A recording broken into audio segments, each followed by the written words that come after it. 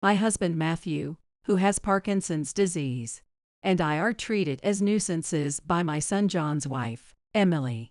When we ran out of the money we had saved for our retirement, Emily secretly changed the locks and shut us out. In despair, Matthew and I set out on a journey with nowhere to go. But Matthew's one line, "Why don't we try going to Utopia?" was the turning point that began our life's reversal. My name is Rachel. I'm 66 years old. I live in a small house in the suburbs of Boston with Matthew, John, and his wife, Emily, and their daughter, Kristen. A few years ago, Matthew was diagnosed with Parkinson's disease, and ever since, I've been taking care of him at home. Matthew's condition has progressed quite a bit. It's difficult for him to stand or walk, and he needs help with daily activities. When we go out, he usually uses a wheelchair.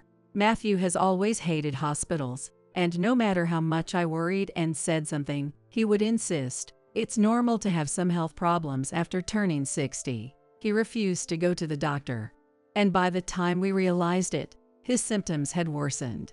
He started having trouble walking, and there were several times when he lost his balance and fell while moving around the house. He himself thought something was wrong and finally went to the hospital, where he was diagnosed with Parkinson's disease.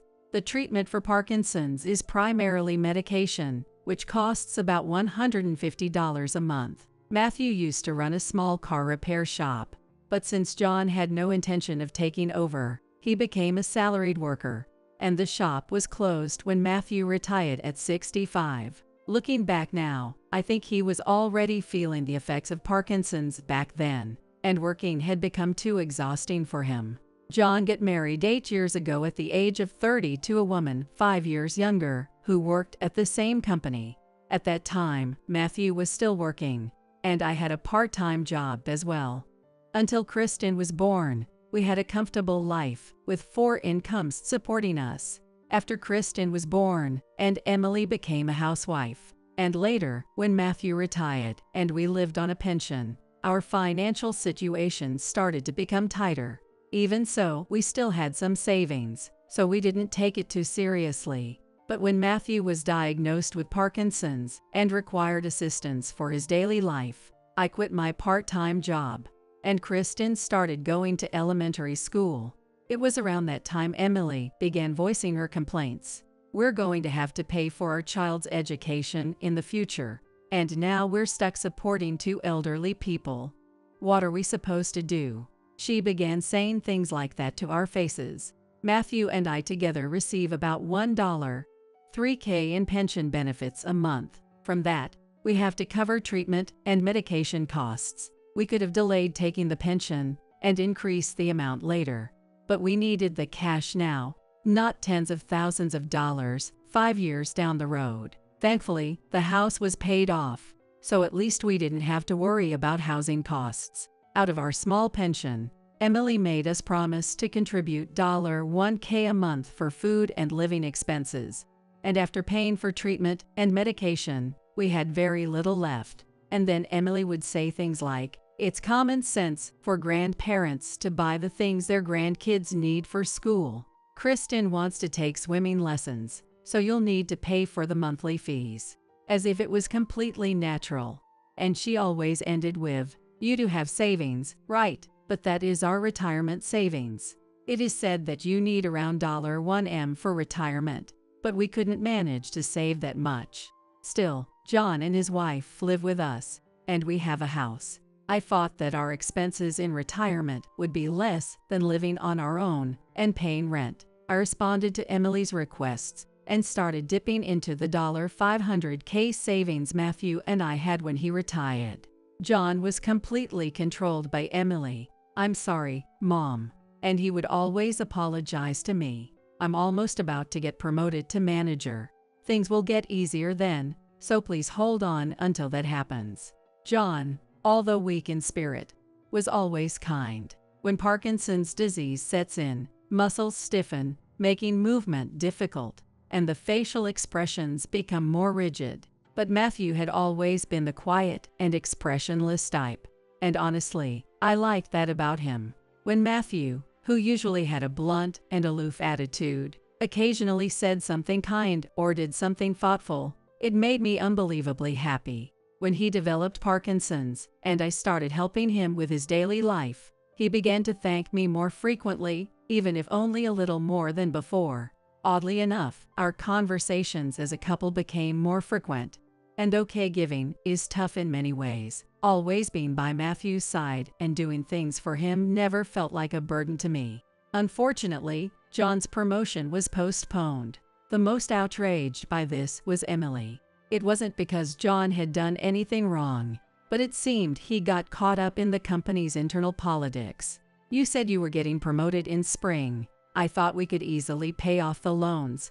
And now what are we supposed to do? She shouted at John. They had upgraded their appliances and bought clothes for both themselves and their children, expecting John's promotion and salary increase. The total came to around $1K in monthly payments. I thought they should have waited until the promotion was official to make those purchases, but it wasn't something I could say. John was being blamed so harshly that I couldn't help but say, "Loans come with interest. It's a waste of money. I'll pay it off from our savings in one lump sum." But this wasn't a good idea. As John was scolded, Emily started to expect that I, as the mother-in-law, would step in and cover the expenses. And before I knew it, our savings were rapidly dwindling. "Emily, our savings are almost gone. I can't keep giving money like before." When I said that, Emily's attitude toward Matthew and me grew cold. Well, it wasn't like she had been warm to us before, either.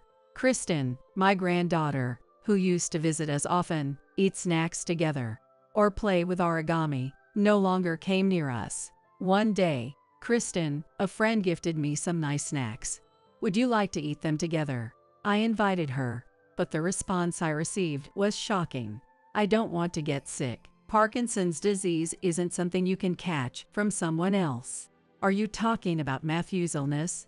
It doesn't spread, you know, don't worry." I said this, but Kristen responded, "Mom told me not to go near him." Then she ran off. I was shocked. If I told Matthew this, it would break his heart. "Kristen hasn't visited in a while," Matthew said, looking a little down. "Well, she's 6 now. She's probably busy playing with her friends." I lied to him. When Kristen started elementary school, Emily said, "We have to start saving more for Kristen's education." And she decided to pick up a part-time job for a few hours during the day. "Leave the housework to me. It's not like Matthew needs constant care," I said, hoping for some gratitude. "That's the least you could do." Instead, she just spat back. "Right before Kristen's summer break, we're planning a family trip to show Kristen the ocean. Would you mind helping with the travel expenses?" Emily asked me. The family she was talking about didn't include Matthew or myself. "We barely have any savings left," I told her. "This will be the last time, I promise. I'm working part-time now, so we'll be fine," she said with a sweet smile, almost too polite.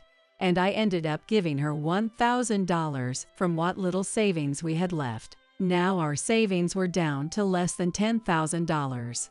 In the mornings, I'd finish cleaning and doing laundry. On nice days, I'd take Matthew out in his wheelchair to the nearby park. We would take slow walks around the park, and then sit down at one of the shaded gazebos with our packed lunch and a pot of coffee. Afterward, we'd take another leisurely stroll before heading back home. But that day, when we got back, the door was locked, and the house seemed completely empty.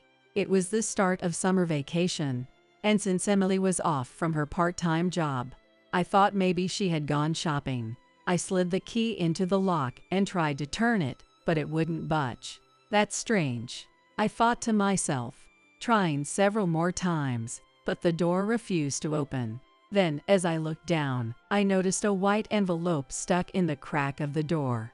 I picked it up and read the note inside. "We're going on a family vacation for 4 days." It was written in Emily's handwriting. This can't be happening. I knew they were planning a family trip for the summer, but I hadn't been told they were leaving today. Had we just been locked out? Did they really go so far as to change the locks right before their vacation? They're telling us to leave, aren't they? Matthew spoke quietly. I was at a complete loss, fumbling and unsure of what to do. Both Matthew and I had lost our parents, and we didn't have any close relatives to turn to. It's all because I got sick. I'm sorry. Matthew apologized, his voice heavy with guilt. This isn't your fault. Families are supposed to help each other in times like these, aren't they? They don't want us. We're just a burden to them. That's how our family must see us now. Never in my wildest dreams did I think I'd face such a heartbreaking, humiliating situation in my old age. I was overwhelmed with sadness and anger, and tears streamed down my face. In hindsight, I suppose we could have called a locksmith, but at the time, I was too shocked to think clearly. Maybe we should just go on a trip ourselves. Just the two of us, somewhere far away. Matthew suggested softly. That might not be such a bad idea. Just the two of us, going far away, where no one knows us. We could spend the last of our $10K savings and enjoy it until it runs out. And after that, we could go even farther. Who knows where? Without any particular destination in mind, Matthew and I boarded a long-distance bus. The bus was filled with happy families, all excited for their vacations. We were probably the only ones on board who had no real destination. Matthew had been silent for most of the ride, but as he gazed out the window at the passing scenery, he finally spoke. I've got it. How about we spend the rest of our lives in a utopia? I couldn't believe what I was hearing. A utopia. All I could picture was some kind of heavenly place. Matthew explained that when he was around 20, he went on a solo trip and stumbled upon a village that he believed was a true utopia. It was perfect. The scenery was beautiful. The people were kind. The food was amazing, and they even had hot springs. If Matthew wanted to go there, I wasn't going to argue. We had nowhere else to go, after all. Relying on Matthew's faded memories, we took several buses and eventually arrived in Colorado. From there, we boarded another bus that took us up into the mountains. As we stepped off the bus, the driver mentioned that this was the last bus heading back to the station for the day. I think he was worried about an elderly couple in wheelchairs, but Matthew reassured him. We're going further up. Thank you though. The bus drove off, leaving us alone. We walked for about 15 minutes, pushing our wheelchairs along a narrow road, barely wide enough for cars to pass each other. Even though it was summer, the sun was already setting, and the road was deserted. The growing darkness and isolation began to make me uneasy. Just then, a soft honk came from behind us, and a small pickup truck appeared from the direction of the bus stop. Where are you folks heading? A man in his 50s, driving the truck, called out to us. I wanted to go to the utopia ahead. When Matthew said that, the man in the mini truck laughed heartily and replied, "Ahaha, utopia, huh? Sounds great.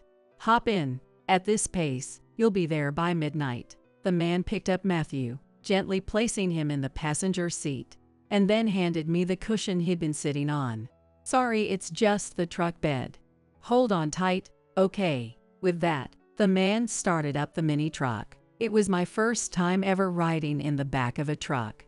Holding onto Matthew's wheelchair, which had been placed beside me, I couldn't help but feel a little excited.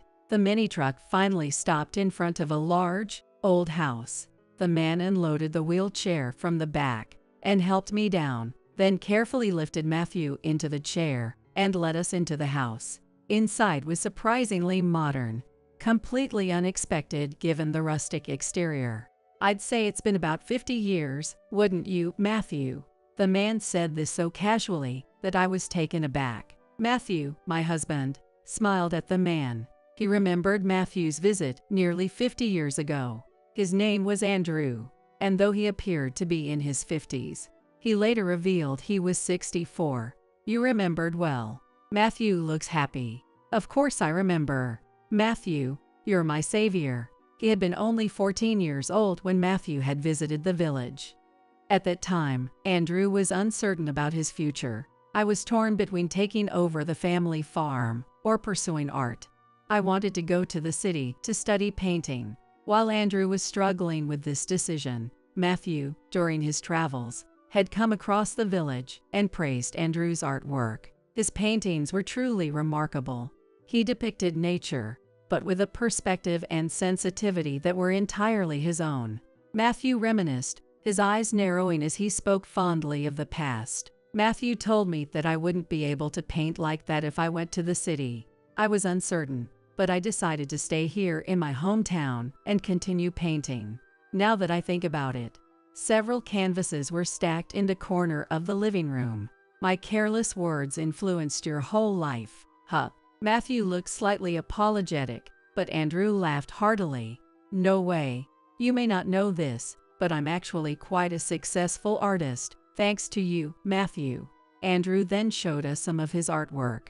Just as Matthew had said, they were nature-themed, but somewhat abstract, bursting with vitality and energy, rather than peaceful and still.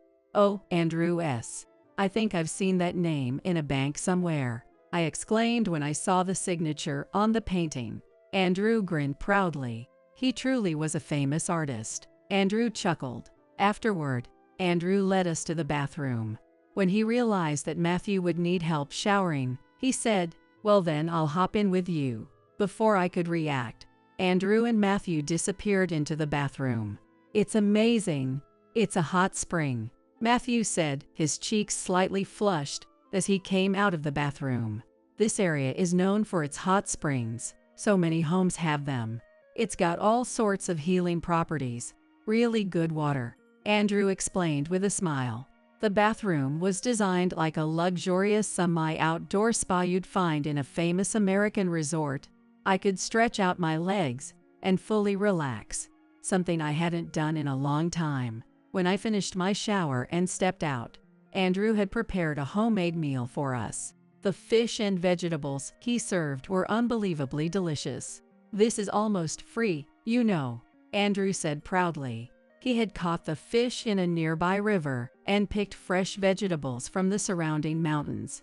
Apparently, most of the food here except the meat was locally sourced, as there were families raising their own chickens and running small farms. We sipped on some local wine he offered, and slowly, we began to share the story of why we came to this village. "That's unbelievable. How could John's wife do that?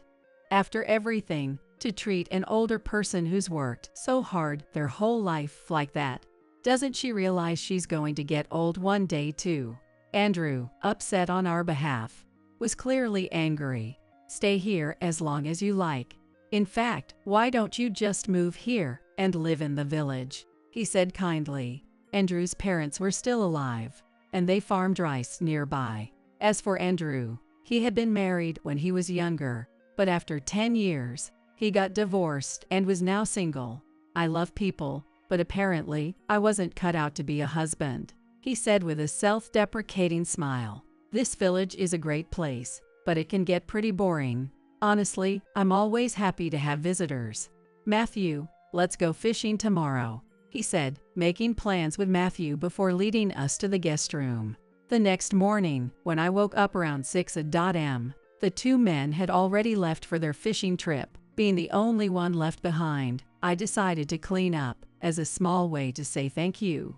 Though the house was somewhat tidy, it wasn't thoroughly clean in every corner. It had the feeling of a bachelor's home. At the far end of the single-story house was Andrew's studio. As soon as I opened the door, the nostalgic smell of paint filled the air, reminding me of something I had completely forgotten. I used to be in the art club in school. I thought to myself, as the memory came rushing back, realizing the studio was probably Andrew's personal sanctuary. I closed the door quietly without touching anything. The two men returned shortly after noon, with their cooler full of fish. "Matthew, you've got a real talent for fishing," Andrew complimented him.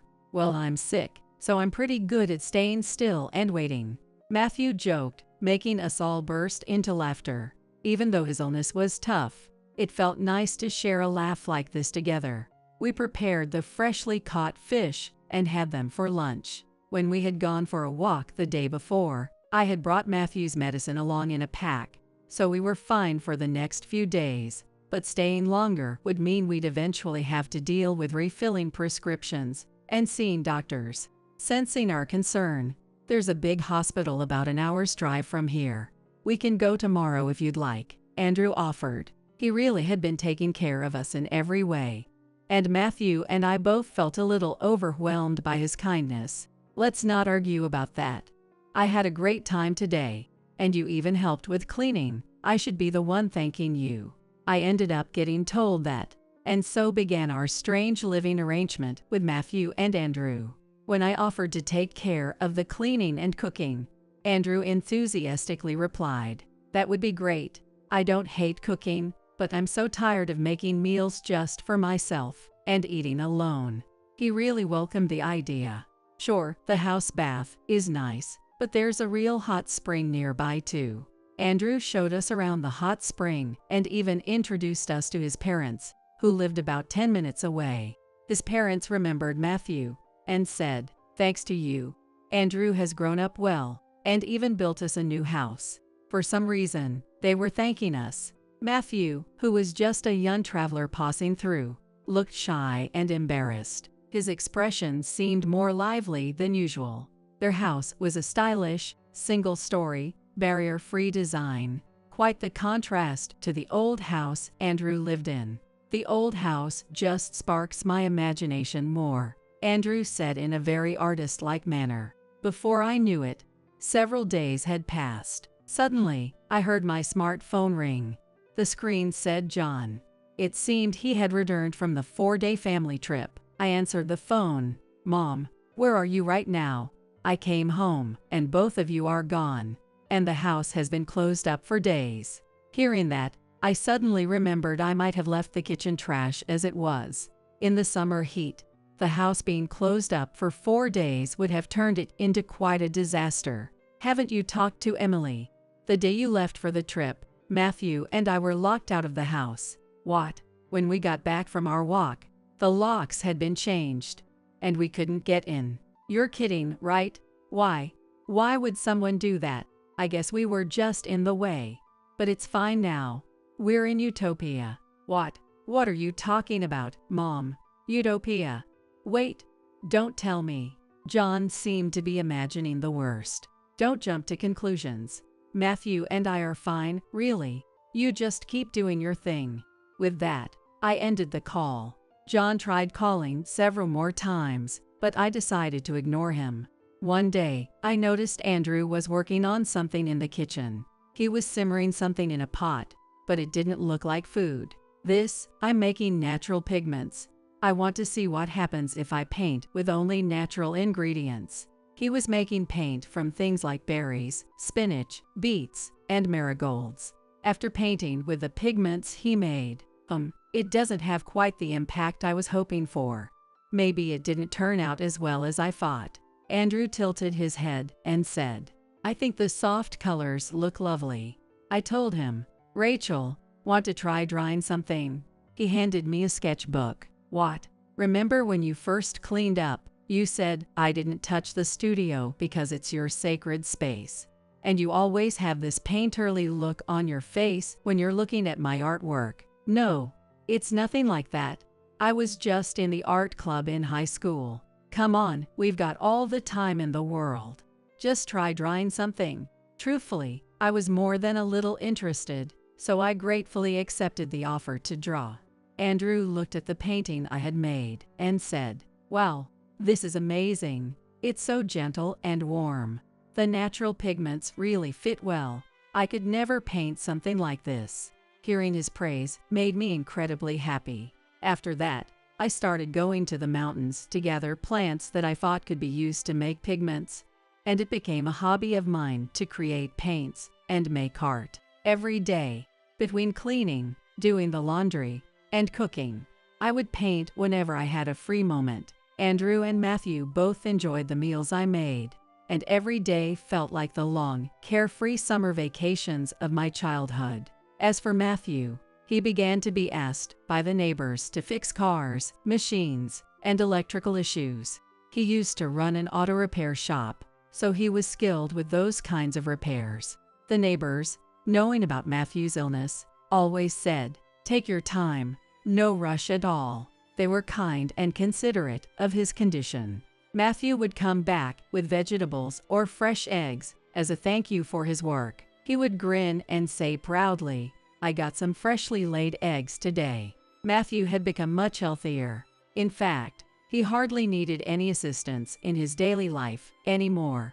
Maybe the hot springs helped, or maybe it's because we live such a stress-free life now. Parkinson's disease is still so mysterious, and there's so much about the human brain we don't understand yet. So it wouldn't be surprising if a miracle occurred. It's the miracle of utopia. We both said that and felt truly joyful. John still called occasionally, but Matthew would say, "Don't answer. I can't believe he married that woman. He's completely disowned." It felt like we were the ones who had been disowned. But I was also done with worrying about John and his family. So I decided to send John a letter saying, "We're both doing well, so no need to worry. I've been painting recently." I included a drawing with the letter. I didn't include our address, from Utopia, only signing it. After that, I started sending letters every 3 months or so, and the phone calls from John stopped. It was now the 5th summer of our life in Utopia. One day, out of the blue, "I'm having an exhibition in Boston soon, and I was thinking of showing some of your work to Rachel," Andrew said. I was completely taken aback. "Oh no, I can't. My paintings are just a hobby." I tried to refuse, but Andrew insisted, "Rachel, your work is wonderful. It's gentle and warm, and you paint animals, flowers, and people, right?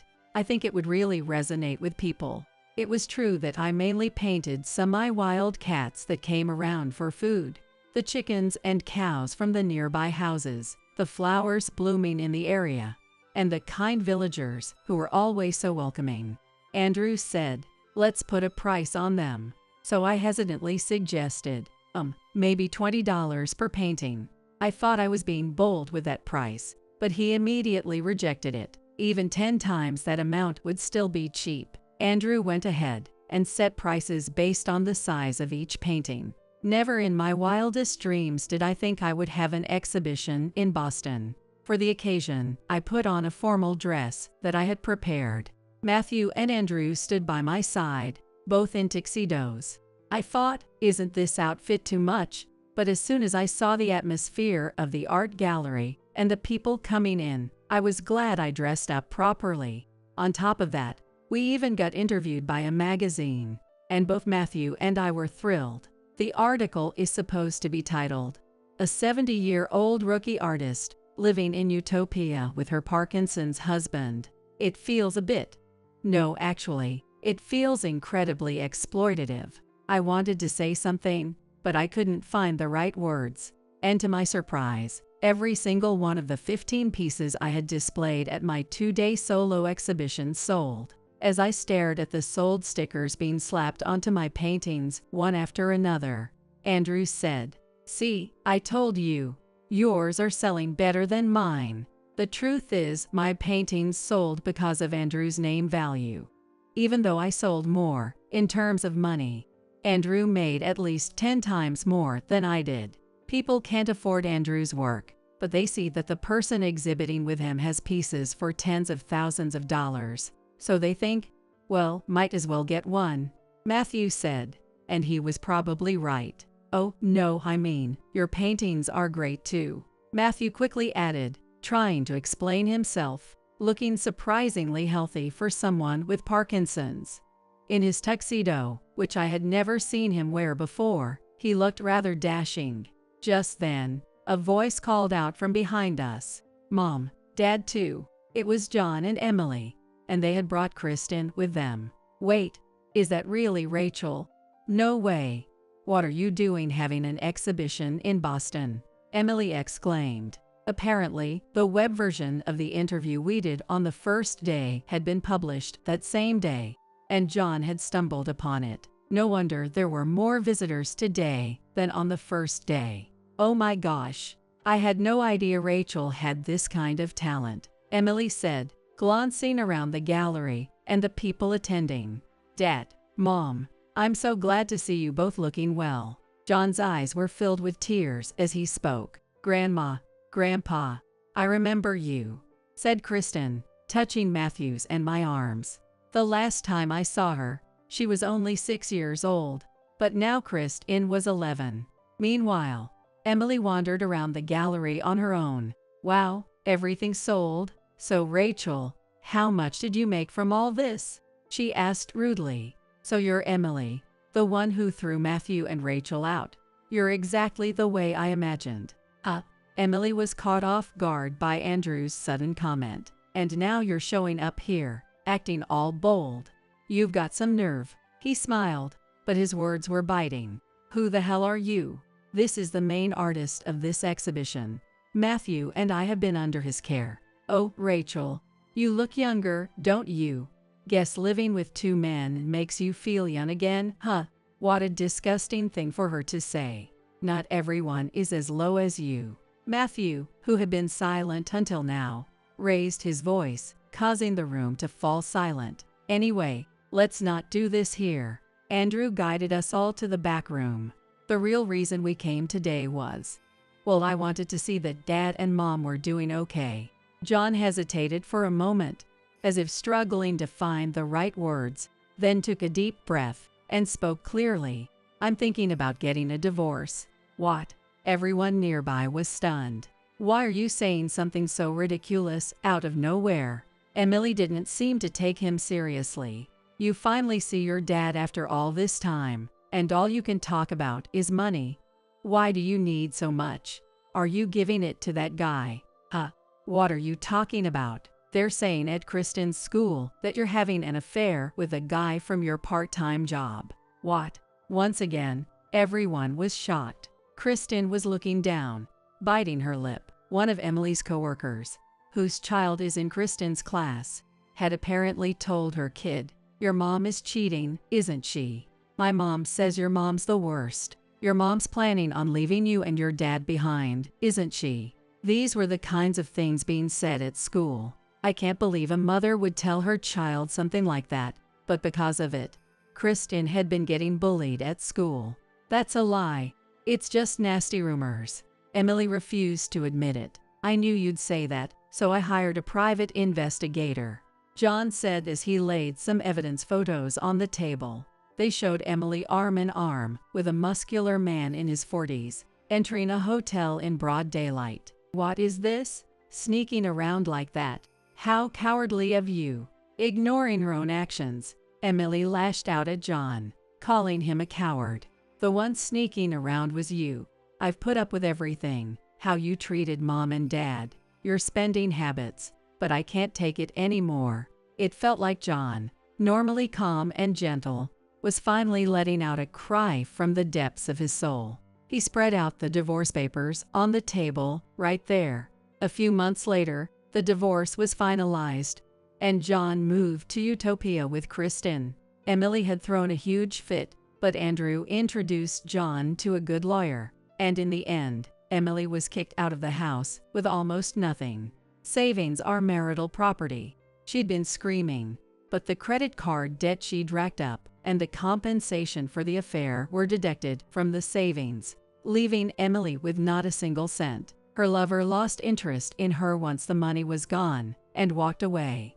Emily became unwelcome at her part-time job and, too ashamed to return to her parents' house, ended up cleaning rooms at a rural hotel where she could live on site. It was her own fault, but from now on, she would grow old alone. "If you and Kristen are going to stay here, there's an empty house not too far from here.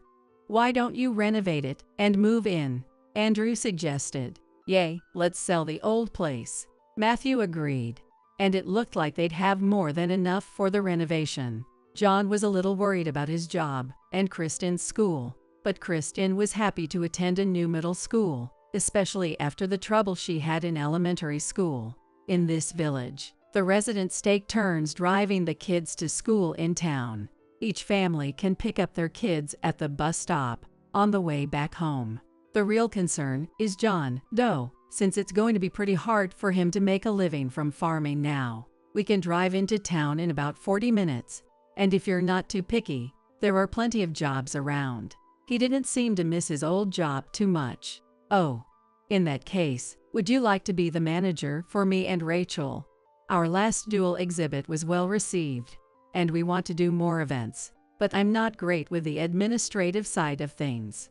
Andrew suddenly suggested, I'd love to build a website to get more eyes on our work, but I'm not very tech savvy. Oh, I used to handle website creation for the marketing department at my old company. Something unexpected came up in the conversation. Great. Rachel, let's get cracking and make some more art. Wait, me too.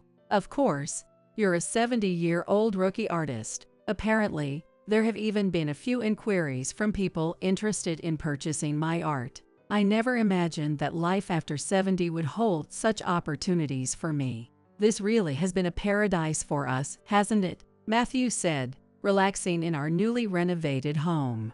Lately, he's been helping with odd jobs for the neighbors, leisurely tending the field next to our house, cooking meals, and even helping with the cleaning. John's idea to sell postcards and merchandise featuring my artwork online is doing surprisingly well, too. Right now, I'm working on my first major piece, an illustration of the 5 of us, including Andrew, seen from behind. I'm still deciding whether to title it A Family Portrait or Utopia. I'm divorcing you because I got an employee pregnant, and I'm going to give her the position of being the company president's wife, my husband Hector said, without a hint of guilt, thrusting the divorce papers in front of me. Are you serious? She's only 23, right? I might have felt a bit of affection for my husband of 30 years, Hector, but he trampled over my feelings with ease. Are you joking? Unlike you, a housewife, I'm the president of a company. His usual attitude dried up any love I had for him completely, and my heart, now empty, filled with hatred. Okay, I understand. And with that, our 30 years of marriage came to an end. He really doesn't understand anything, does he? He's so impulsive, saying I wouldn't care if he regretted anything that happened afterward. I signed the divorce papers. Then, 2 weeks after the divorce, I kept quiet, but that girl you got pregnant. What? Hector, who had a lavish wedding ceremony abroad, was about to learn a terrible truth. My name is Gloria. I am 56 years old, the same age as my husband, Hector, who runs a company. Hector and I met at a party. Coming from the countryside, all my classmates were either married or had children already. I wasn't exactly in a rush, but seeing my close friends' families, I yearned for a family of my own, especially since I was raised by my grandparents after my parents died when I was young. To be honest, I wasn't very close to my grandparents, probably because my father had eloped with their only daughter, my mom. So, I always dreamed of building a bright and happy family of my own. And then, by chance, I met him at a party. Having grown up in a single-parent family, I can understand your feelings to some extent. By the way, I'm thinking of starting a company and would like to do it with you, Gloria. Would you date me? I think we could make it work together with someone as intelligent and goal-oriented as you. His sincere words attracted me, and we started dating. That's when my fate began to spiral out of control. We dated with the intention of marrying, and eventually got married at the age of 26. 30 years have passed since then, just the two of us. We don't have children, because we were not blessed with any.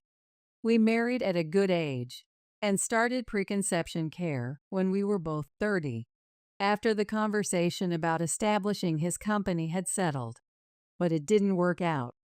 He seems to believe that the reason for not getting pregnant always lies with the woman. The first half year felt normal, but as time passed, 1 year, 2 years, his attitude worsened. There must be something wrong with you for not being able to get pregnant. Go get yourself checked out. I know a guy who runs a gynecology clinic. Go to him, he said. I really didn't want to. He made it sound simple. But gynecology is a very delicate field.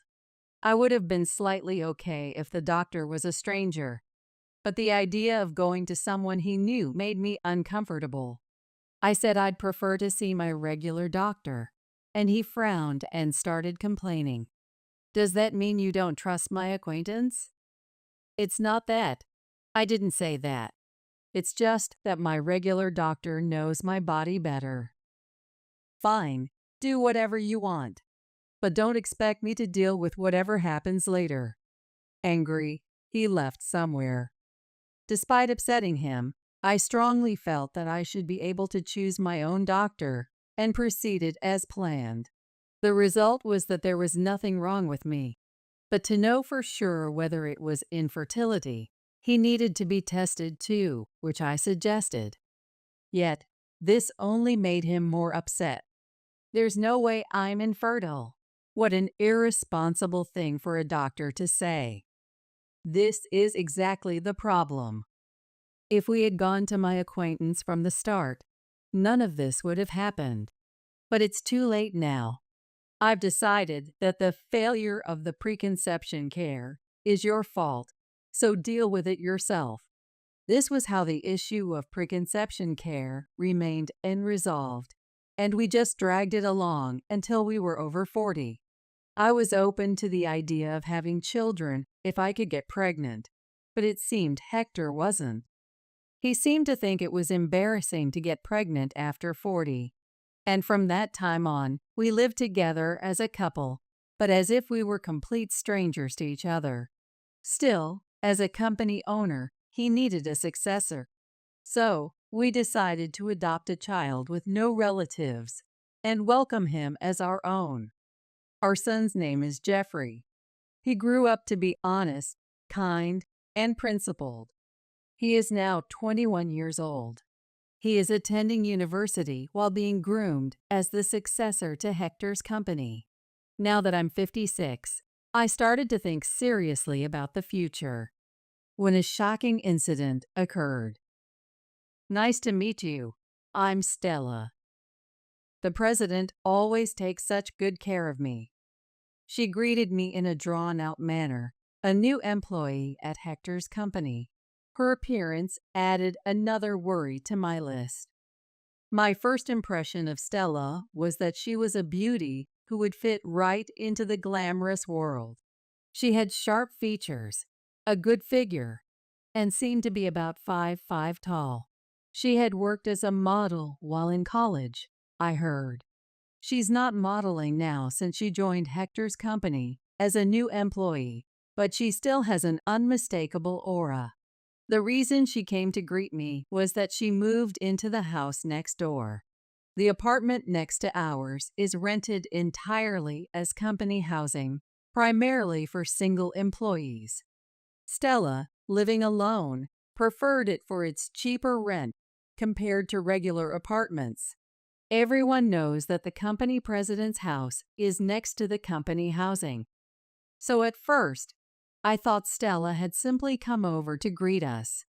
But unexpectedly, she made a shocking statement.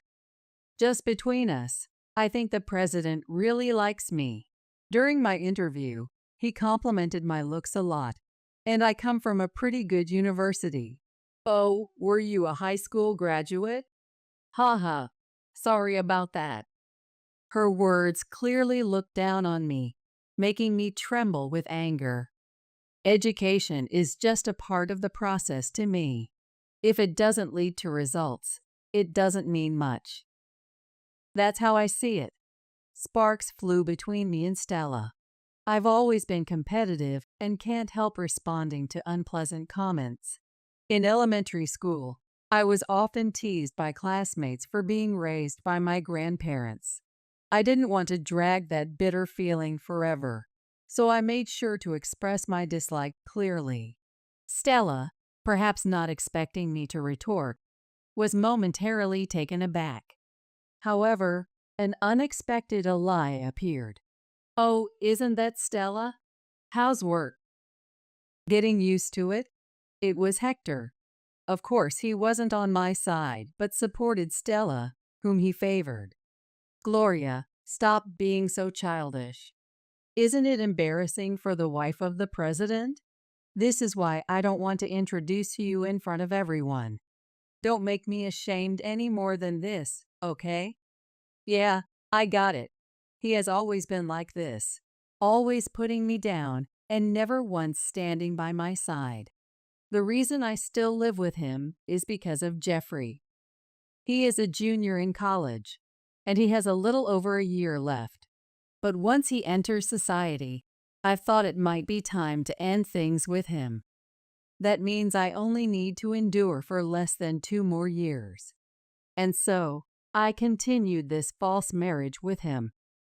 However, the arrival of this new employee, Stella, would unexpectedly derail my plans. Not long after Stella moved into the company housing, I discovered something significant. "Ugh, Hector, do you really like me that much?" "Of course, I prefer a young girl like you over an old hag any day. You're so cute, and I love you." That day, Hector had said he couldn't come home because of an important business deal. So I decided to eat out alone. Being by myself for the first time in a while, I thought I'd enjoy a drink. While walking through the urban hub, I witnessed Stella and Hector walking arm in arm, and I was speechless when I saw the building they entered. Hector was definitely having an affair with Stella. Since then, I've been quietly making certain moves, of course, without letting them realize it. Months later, Hector said with a creepy smile, "I got an employee pregnant, so I'm divorcing you. The position of being the company president's wife will go to her." The employee, that girl he referred to, was undoubtedly Stella. I understood instantly. I just glared at him in silence. Then, without showing any remorse, he thrust the divorce papers in front of me. "Are you serious? She's only 23, right? Plus, a new employee getting pregnant by the president and taking over as his wife is unheard of. None of that matters. Do you seriously think you can take responsibility for her life? After 30 years together, I guess I did have some affection for him. That's why I said it as a warning. But Hector didn't think at all and started complaining to me. Are you kidding me? I'm the president of the company. As long as I'm here, Stella won't be threatened, and I can provide for her. You, a non-productive housewife, should worry about being divorced and left by your husband." His usual attitude finally made me feel that my love for Hector had completely dried up, and my heart, now empty, filled with hatred. "Yeah, sure. If you say so, I won't stop you. But just don't regret it," I said as a final warning, but it didn't seem to resonate with Hector. "Regret? I won't. Unlike you, a housewife with no real career, I've been winning from the start. Now go on, live as a lonely woman divorced at 56. Thus, a period was put on our 30 years of marriage. Men have no prohibition period for remarriage, so once divorced, they can marry someone else immediately." Hector, having received the divorce papers I signed, submitted them along with Stella's marriage registration, probably confusing the City Hall staff. But that aside, it seemed divorcing me and marrying Stella was a foregone conclusion, and they soon flew abroad. Their purpose was a wedding ceremony. Perhaps they couldn't invite employees to a wedding stemming from an affair, but they still had a grand ceremony with a small number of guests. I wonder how much they spent. After their wedding overseas, they enjoyed their honeymoon and returned home after about 2 weeks. After the divorce, Hector moved out, perhaps buying a condominium somewhere, and now lives there with Stella.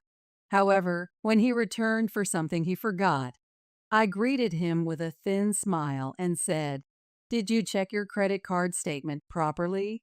Startled by my sudden question, he looked visibly uncomfortable, but his expression fell with my next words.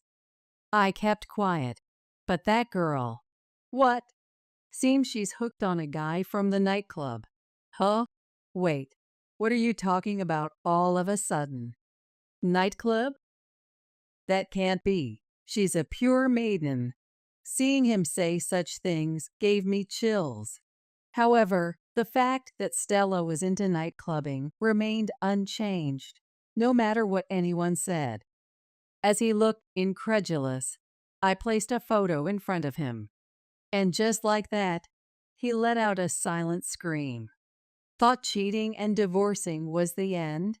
Thought a housewife like me wouldn't know anything, so wouldn't claim compensation in a divorce court? Haha, how funny. Unfortunately, I had been preparing all along to get back at you both, with enough care to have such photos ready. Hector, with trembling hands, somehow lifted the photo and scrutinized it. "This blonde guy is from the nightclub?"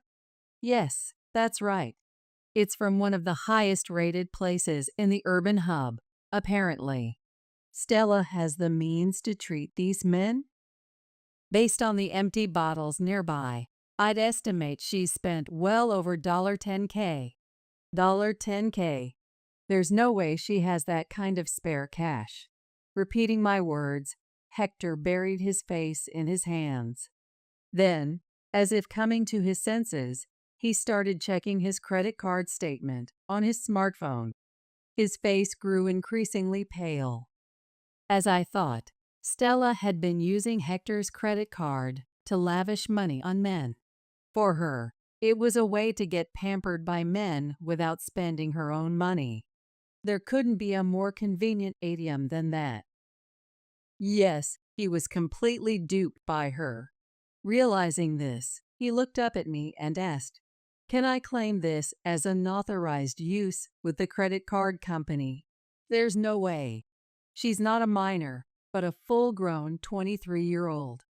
Plus, she's your spouse. It's not like she stole the card. You gave her the freedom to use it, right?" As I said this, Hector continued with an agonized expression, "I gave it to her for household expenses, thinking she'd use a few $1,000s at most, maybe up to $100K. But to spend it on men. That's inconceivable. What's going on?" He was lamenting, but it was his own fault. He failed to see her true nature and gave her a credit card with a limit that exceeded $10K. I couldn't help but chuckle at the absurdity of the situation. Hours later, I received a call from Stella. "Hey, were you secretly digging into my affairs?" I got back, and Hector showed me the photo and accused me. Unbelievable. Seriously, stop it with your ugly, old jealousy. The photo I showed him earlier was brought back by him and used to confront her.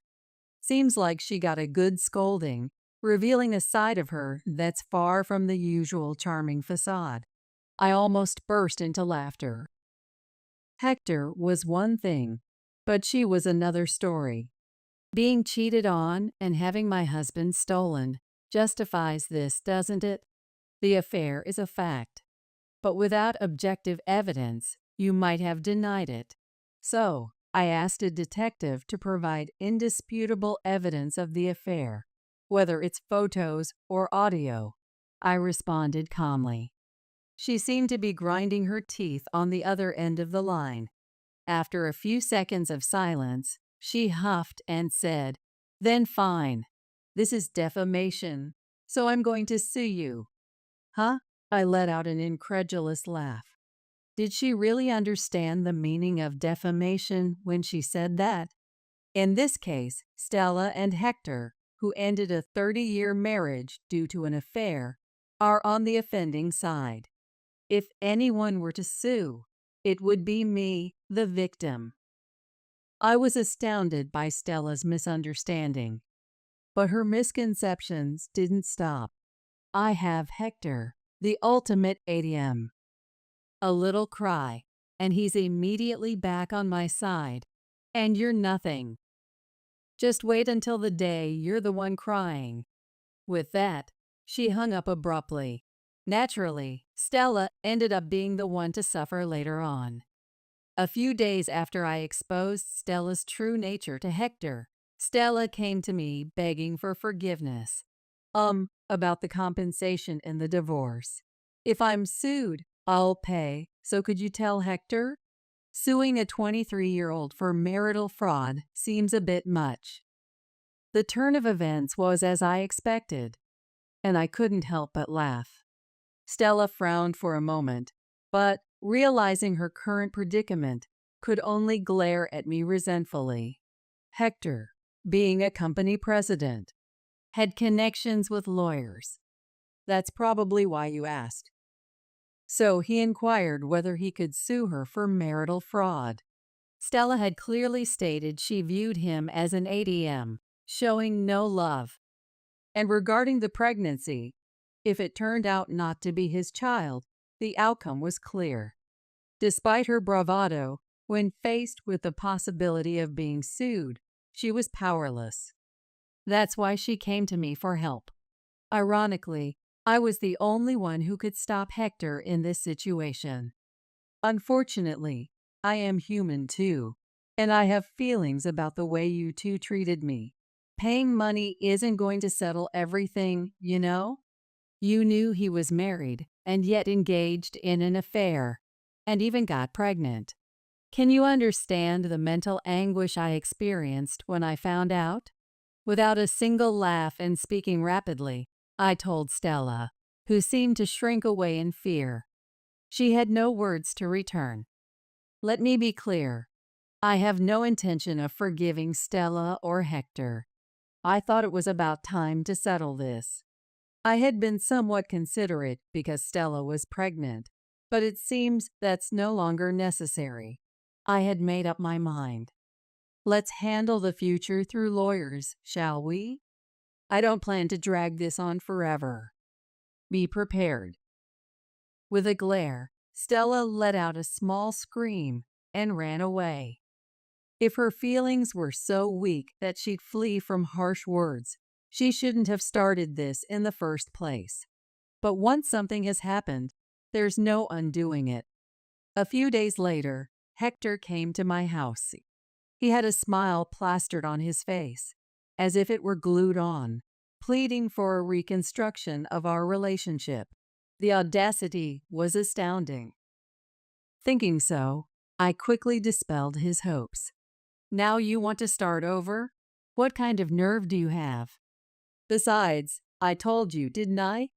Can you take responsibility for her life after getting your 23-year-old girlfriend pregnant? I never imagined she would be such a deceitful woman, using my credit card to lavish gifts on men, buying luxury goods at will.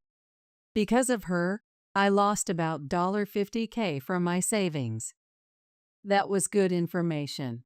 I smirked and said, "That's our joint savings, right? I'll remind you, we need to split the amount from the time we divorced. I believe we had about $200K saved up as a married couple, right? I'll be taking $100K as my share of the marital assets. Unfortunately, since Stella spent your share, all that's left for you is $50K. At that, Hector began to get angry. He argued that the money Stella spent was an ineffective force, so we should divide the assets at $150K. His self-centered argument finally brought me to my limit of patience. If he was the one cheated on, maybe he could make such a claim. But since his affair partner wasted the marital savings on other men, he had no right to say anything. And he was forgetting one more crucial thing, which I decided to remind him of.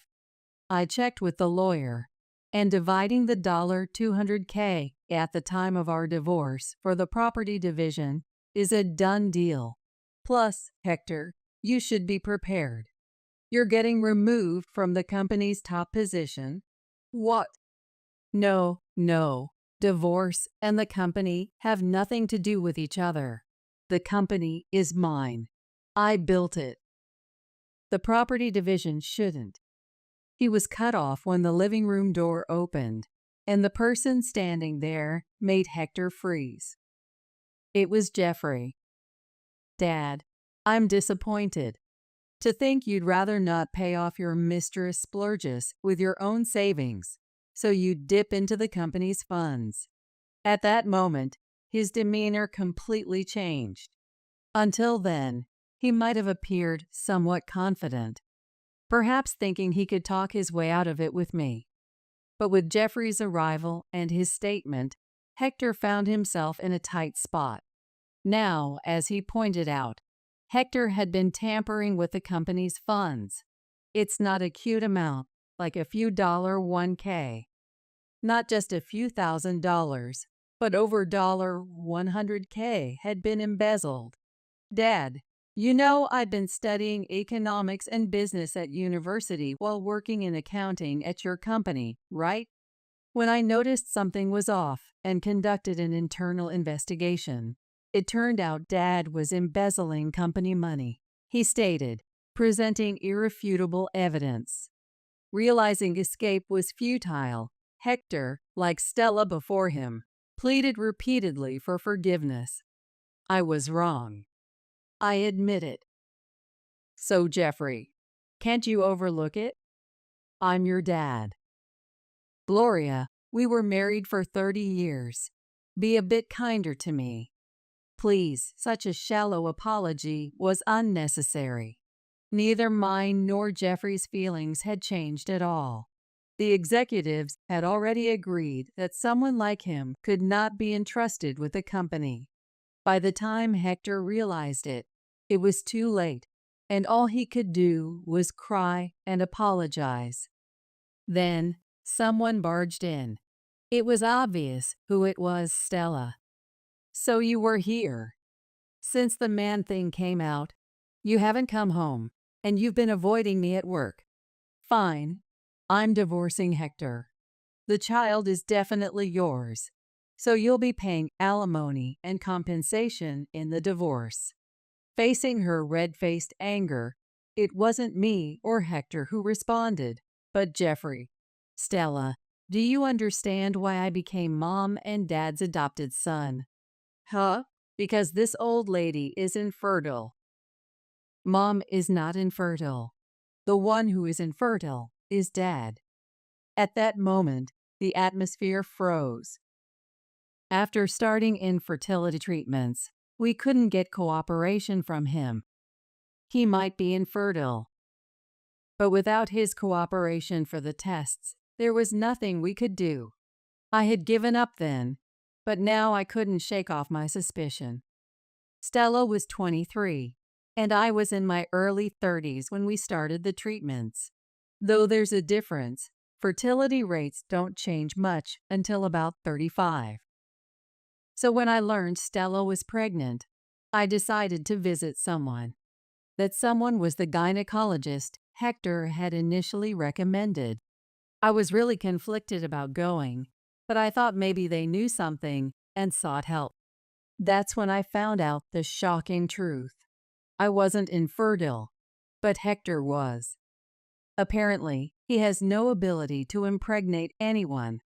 Before dating me, his ex-girlfriend told him to get tested reluctantly. Knowing his pride and their acquaintance, the doctor didn't tell the truth and said there were no issues. When visiting the doctor, a friend worried about me insisted on coming along, but I never imagined finding out such a fact. As a doctor, not disclosing the actual test results wasn't right, but blaming him now doesn't change anything. The fact remains, you are infertile. So, Stella, how exactly did you conceive his child? Stella started to falter. If she truly believed Hector was the father, She could have outright denied my claims. Her inability to do so probably meant something. Hector, more upset by Stella piling on lies than the revelation of his infertility, began to berate her fiercely. Seeing them about to start an ugly argument, I intervened. Stella initially approached you to use you. That's an undeniable fact. I understand your anger, but you cheated on me first.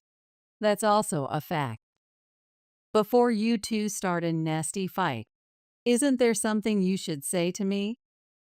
With a glare, Hector shut his mouth. Then Stella said, I'm sorry. I never thought it would come to this. Bo. So you destroyed a family with that mindset? Ah, she could only cry and keep apologizing. I couldn't bear to watch. Exchanging a nod with Jeffrey, I presented them with the documents for the compensation claim in the divorce court. Seeing it, Hector's voice cracked. Hey, what's with this amount? It's ridiculous.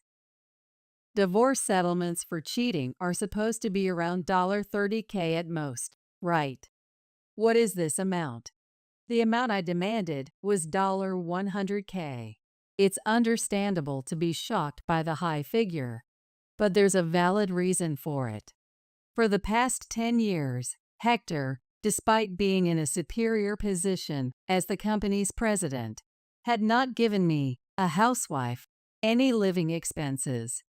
I managed because I had about $100K inherited from my parents. I used it for living expenses and Jeffrey's education. So frankly, my personal savings were zero. Inheritance isn't subject to division, yet I had to use it because Hector didn't provide living expenses. It was a force majeure. And the final straw was the affair. The higher the social status of the party involved, the higher the compensation in a divorce court due to responsibility, as explained by the lawyer. I went through all past cases, searching for someone in a similar situation as me. I found cases where individuals won over $100K in the past. The amount my lawyer and I proposed wasn't just arbitrarily high. It was calculated based on Hector's conduct over the past 10 years, his position as a president, his ability to pay, and his behavior after the affair was revealed. In other words, it was justified. If they had complaints, they were prepared to make them pay this amount, even if it meant going to court. Not providing living expenses to your housewife and making me pay for that and the education fees from my inherited money, knowing well enough that you weren't giving any. No remorse from you. And Stella even threatened to sue for defamation. You two fulfill the conditions for a high compensation in divorce court. Then Stella desperately clung to a pathetic plea. Please wait. I'm reflecting now. So what? Expecting leniency or a reduction? Such a change of heart. I was beyond angry. I was astounded. With a heavy sigh, I glared at her and said, Now you're desperate and want forgiveness? A reduction? Or perhaps to be overlooked? Such naive thoughts won't work. Eventually, Stella became speechless, just biting her lip and looking at me. Turning to Hector, he let out a small shriek. Then he started saying the unimaginable. I was, like Gloria, deceived by her. Yes, I'm a victim too. So let's fight this together. Huh? The thought of abandoning her to lighten his financial burden in the divorce settlement. He must be aiming for that by reconciling with me. To think such a shallow man was my husband embarrassed me. Both of you are pathetic. If you cheat, take responsibility till the end. That's what adults do. You're not children who've just learned to talk. Jeffrey joined in the argument. This is the worst. I no longer see you as my dad. My only parent is Mom. Stella, if you're here just to cheat, you might as well leave. Said and done. The two were unable to retort and just collapsed on the spot.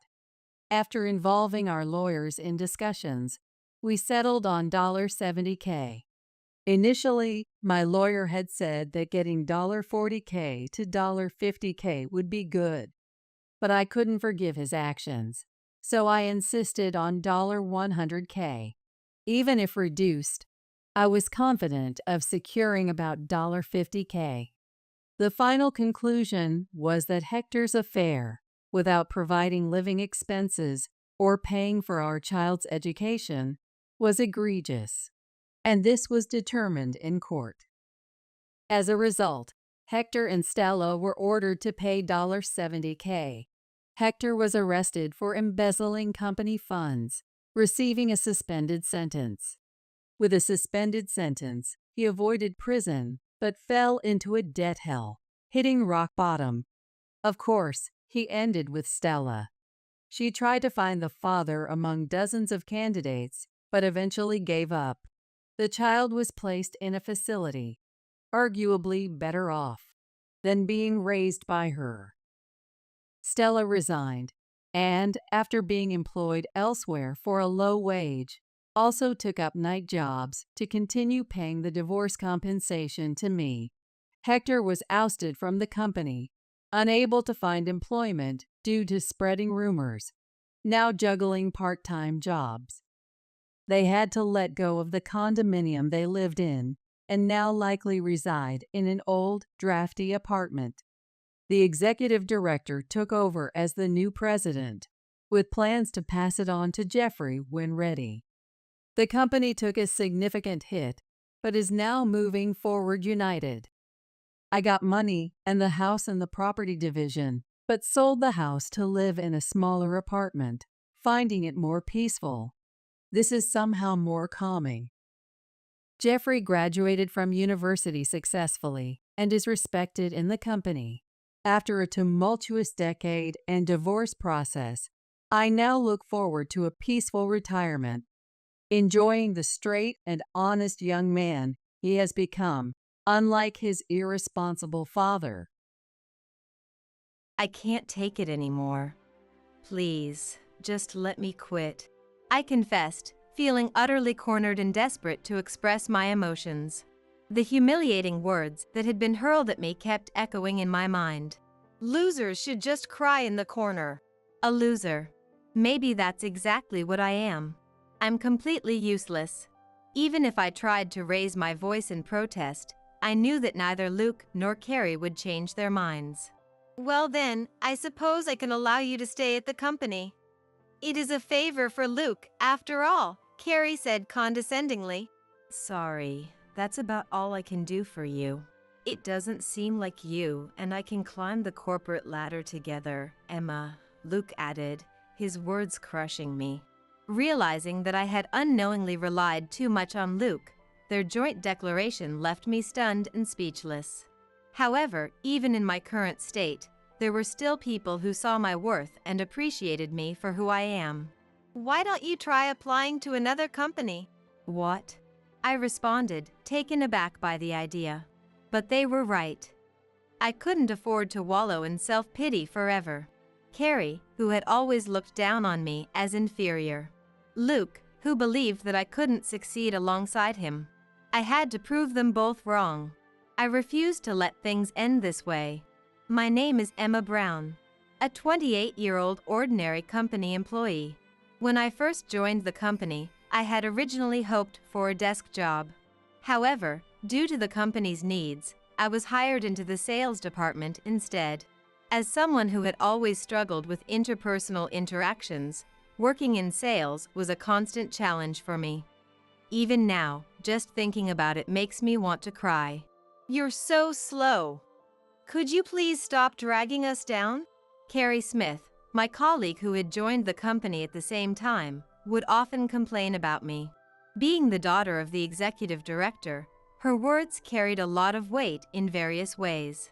As a result, There were times when I found myself pushed to my limits, both mentally and physically. Nevertheless, I desperately tried my best to avoid getting fired.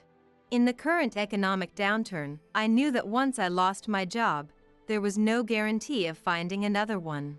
Perhaps it was because I was always so occupied and had no room to breathe, but to be honest, I had no luck with romance until a few years ago.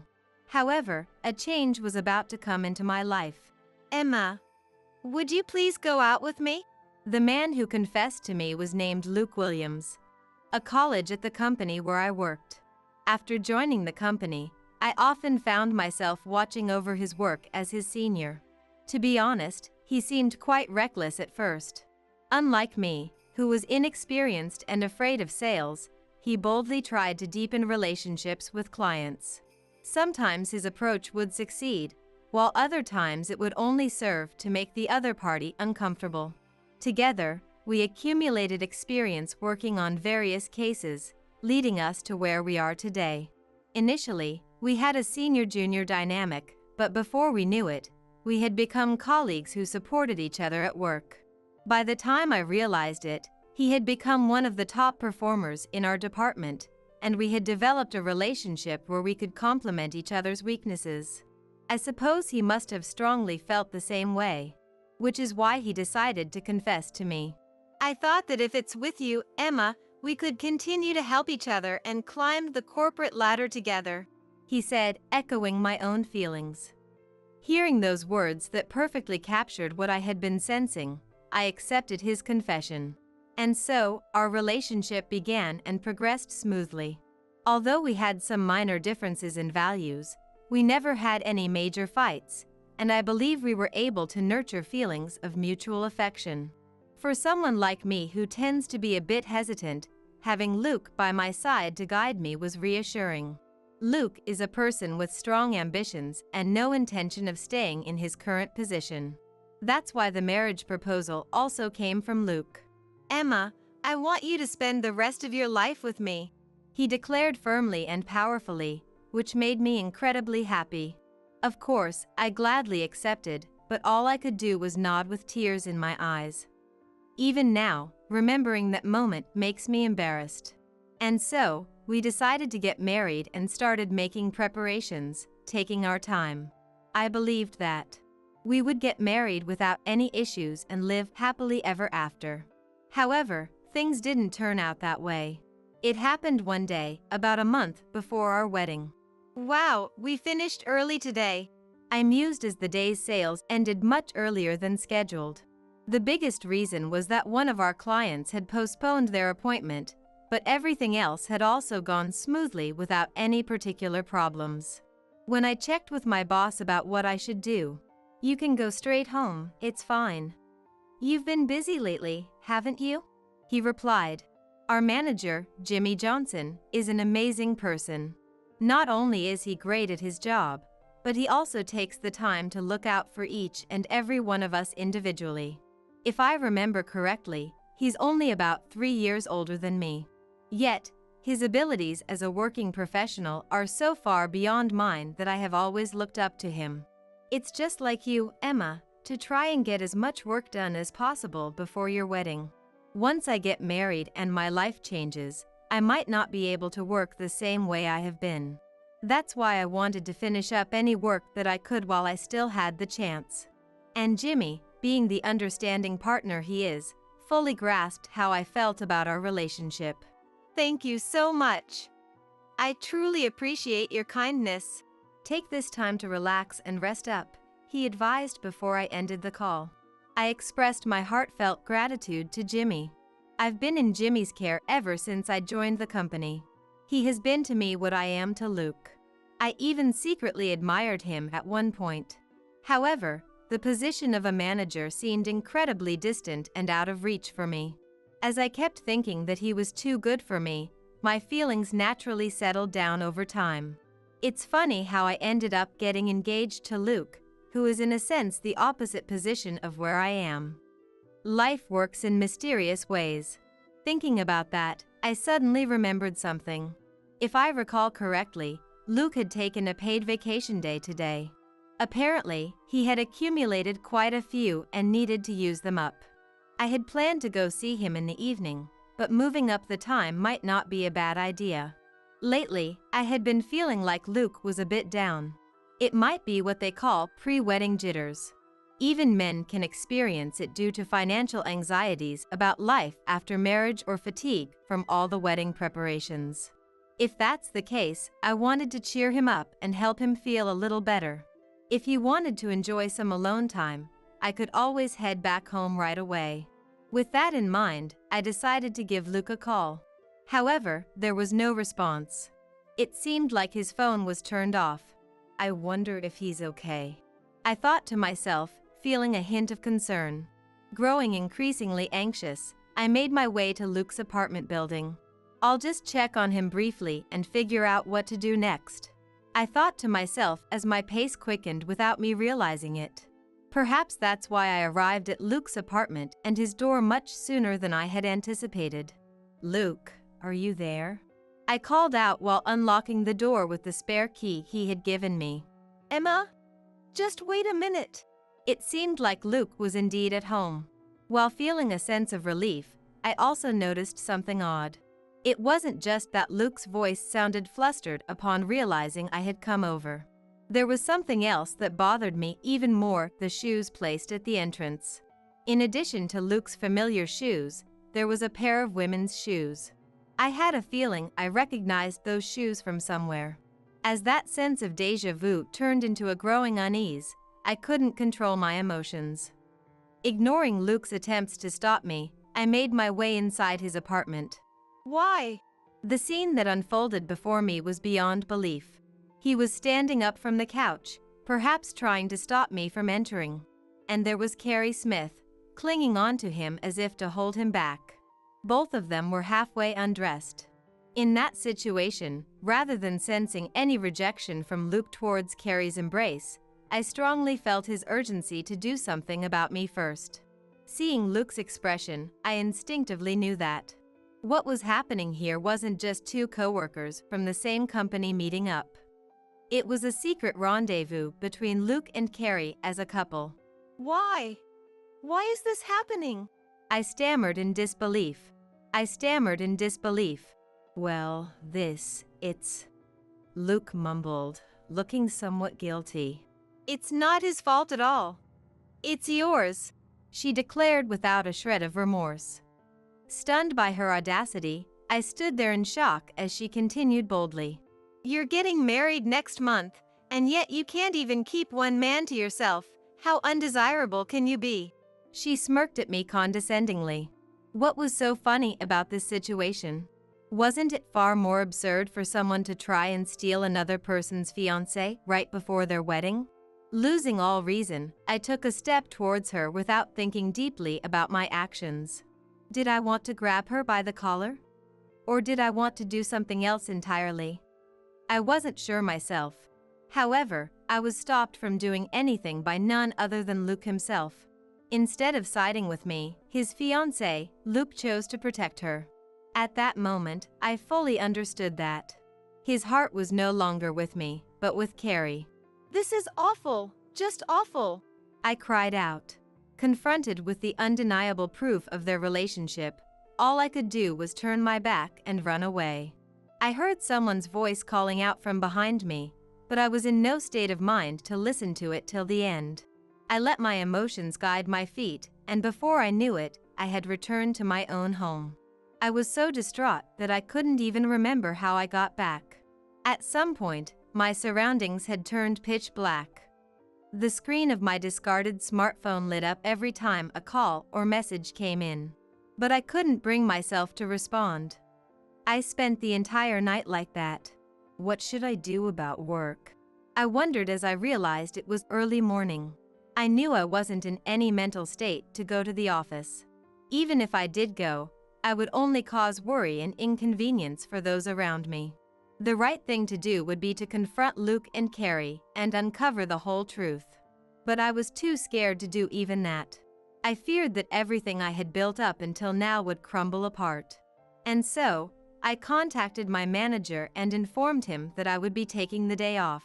The rest of the day passed by with me doing almost nothing at all. The following morning, I had somehow managed to regain enough composure to face the day. However, I still couldn't bring myself to check the messages that were undoubtedly from Luke on my smartphone. I honestly had no idea what would happen when I saw him at the office. But I couldn't cause any more trouble for the company. With that thought in mind, I dragged myself to work. However, what awaited me there was a situation I could never have anticipated.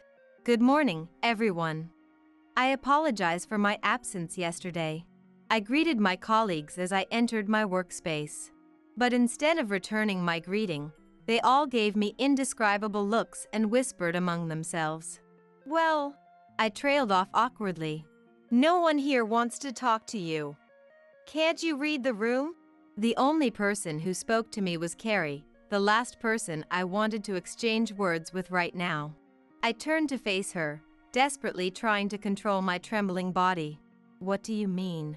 I asked, my voice unsteady. You've been acting all high and mighty as a senior for so long, restraining a capable employee like Luke. You're just a piece of trash, aren't you? Carrie accused me harshly. I'm trash? And Luke? From her perspective, it probably wasn't strange to call Luke by his first name so casually. However, everyone here knew about our engagement. In fact, they were even invited to our wedding. Naturally, her words shouldn't have been accepted so easily. That's what I thought, but no one around us objected to her statement. Luke. Why aren't you saying anything? I called out to Luke, who had already arrived at work and was sitting in front of his desk. It was probably true that he had cheated on me with Carrie. Even so, I wanted him to at least not deny everything we had been through together. But Luke remained seated, looking distressed and unwilling to speak up. As if to add insult to injury, Carrie continued her verbal assault. You've always been forcing him to do all sorts of things, haven't you? You're truly the worst. She laughed gleefully, taking obvious pleasure in my misery. Even if I were the trash she claimed me to be, if she truly cared about Luke, she wouldn't be making such an expression. She should be burning with anger towards me for restraining him. But that wasn't the case. It was clear that she was going out of her way to demean me unnecessarily. Probably to bring me down and claim Luke for herself. I didn't think everyone's silence meant they simply believed her words.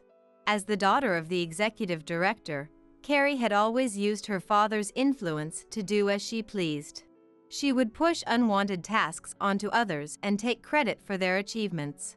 Until Jimmy Johnson became the manager and started keeping a close eye on her, there were hardly any people who could stand up to her.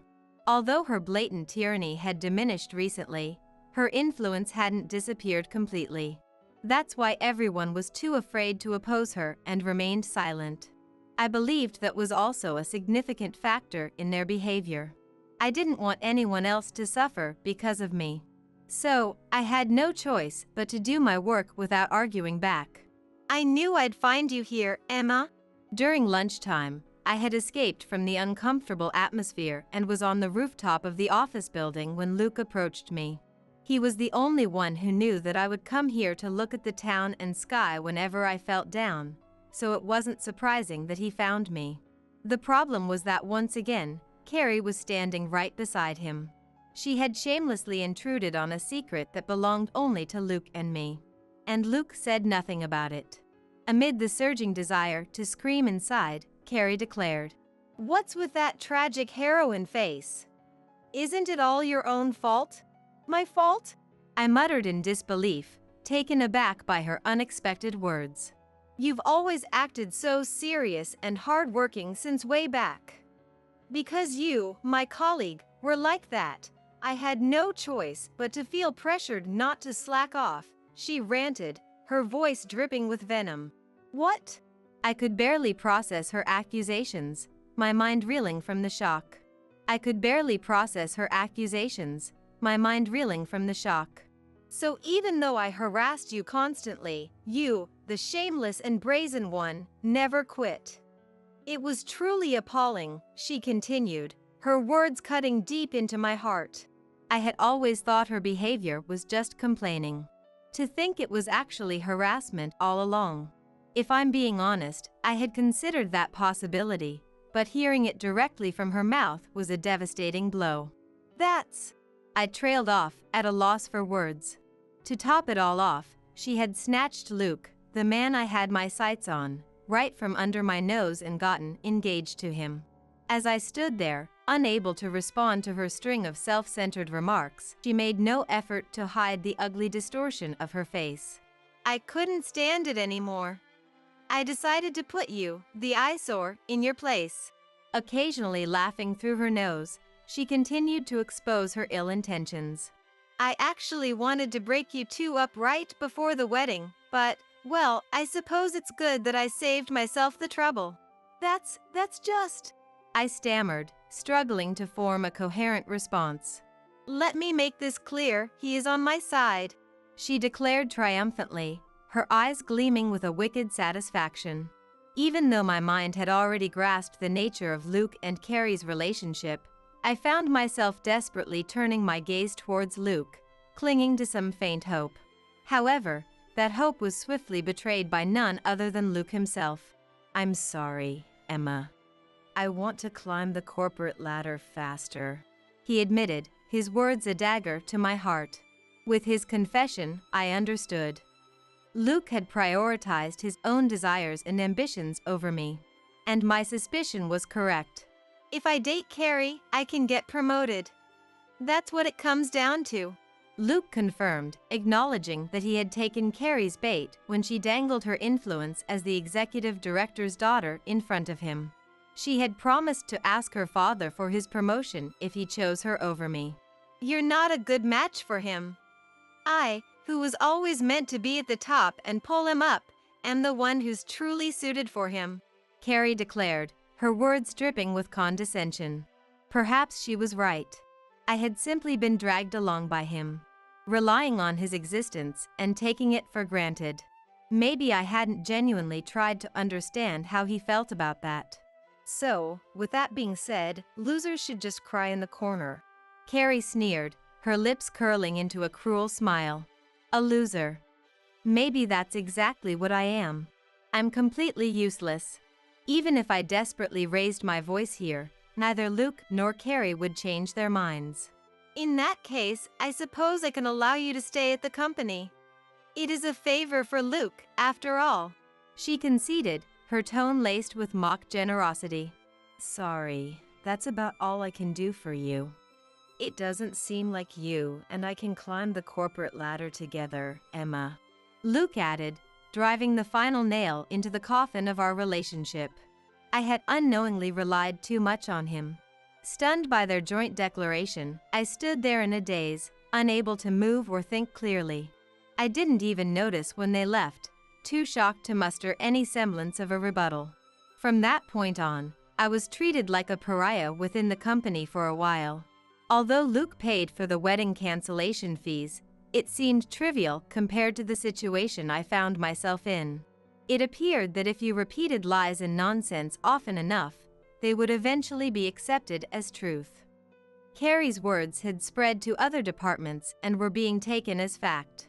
As a result, the gazes directed at me from those around me grew cold, and I had no choice but to shrink into myself. Was crying in the corner all I could do, just as she had said? As I pondered this, lost in thought, I found myself on the rooftop once again, watching the sunset. That's when I heard a familiar voice. Are you okay, Emma? I wondered how long he had been there without me noticing. Jimmy asked, standing a short distance away from me. Jimmy. My voice, barely managing to respond, sounded far more exhausted than I had realized. Witnessing my words and demeanor, Jimmy lowered his head slightly. You're not okay, are you? I'm sorry. He apologized, his tone sincere and understanding. Jimmy's voice hadn't changed at all from before, even now when the attitudes of those around me had completely shifted. There was a strange sense of reassurance in that consistency. Perhaps it was because of that, but suddenly, an unidentifiable emotion welled up inside me. Before I knew it, I found myself speaking my mind while tears streamed down my face. I can't take it anymore. Please, just let me quit. I pleaded, my voice breaking with desperation. I had thought I could endure it. I had wanted to keep trying. But I had reached my limit. I couldn't stay here any longer. In response to my heartfelt words, Jimmy replied in a gentle voice, "If that's what you want, Emma, I have no right to say otherwise. But before that, I'd like to make one suggestion, if you'll allow me." What is it? I asked, curiosity piqued despite my emotional state. "Why don't you try applying to another company?" He proposed, his words catching me off guard. What? I blurted out, my eyes widening in surprise at the sudden suggestion. With his expression and voice remaining calm, Jimmy continued. Actually, I've been approached about it for a while now. According to Jimmy, our parent company was apparently launching a new business venture. They were searching for talented individuals from each of their group companies to join the new department. Jimmy was one of those chosen, and he had been granted permission to select someone he thought was a perfect fit to transfer with him. If I had to choose someone, Emma, it would be you. There's no one else. That's what I believe, he stated, his words filled with conviction. Why me? I asked, confusion evident in my voice. If anyone was considered a promising candidate in our company, it would be Luke. That's what I thought as I posed the question. Starting something new requires a lot of new methodologies. But that alone isn't enough, Jimmy replied, catching me off guard with his unexpected response. To accomplish something extraordinary, a solid foundation is also important, don't you think? He continued, his words resonating with me. I nodded in agreement, acknowledging the truth in his statement. Seeing my reaction, Jimmy nodded back with a satisfied expression before continuing. In that regard, with your diligence and perseverance, I believe you can build that foundation. That's what I think, he asserted, his confidence in me unwavering. Do you really think so? I asked, doubt creeping into my voice. Absolutely, Jimmy affirmed, nodding firmly. But I couldn't bring myself to believe it so easily. I don't think I can, I admitted, my insecurities laid bare.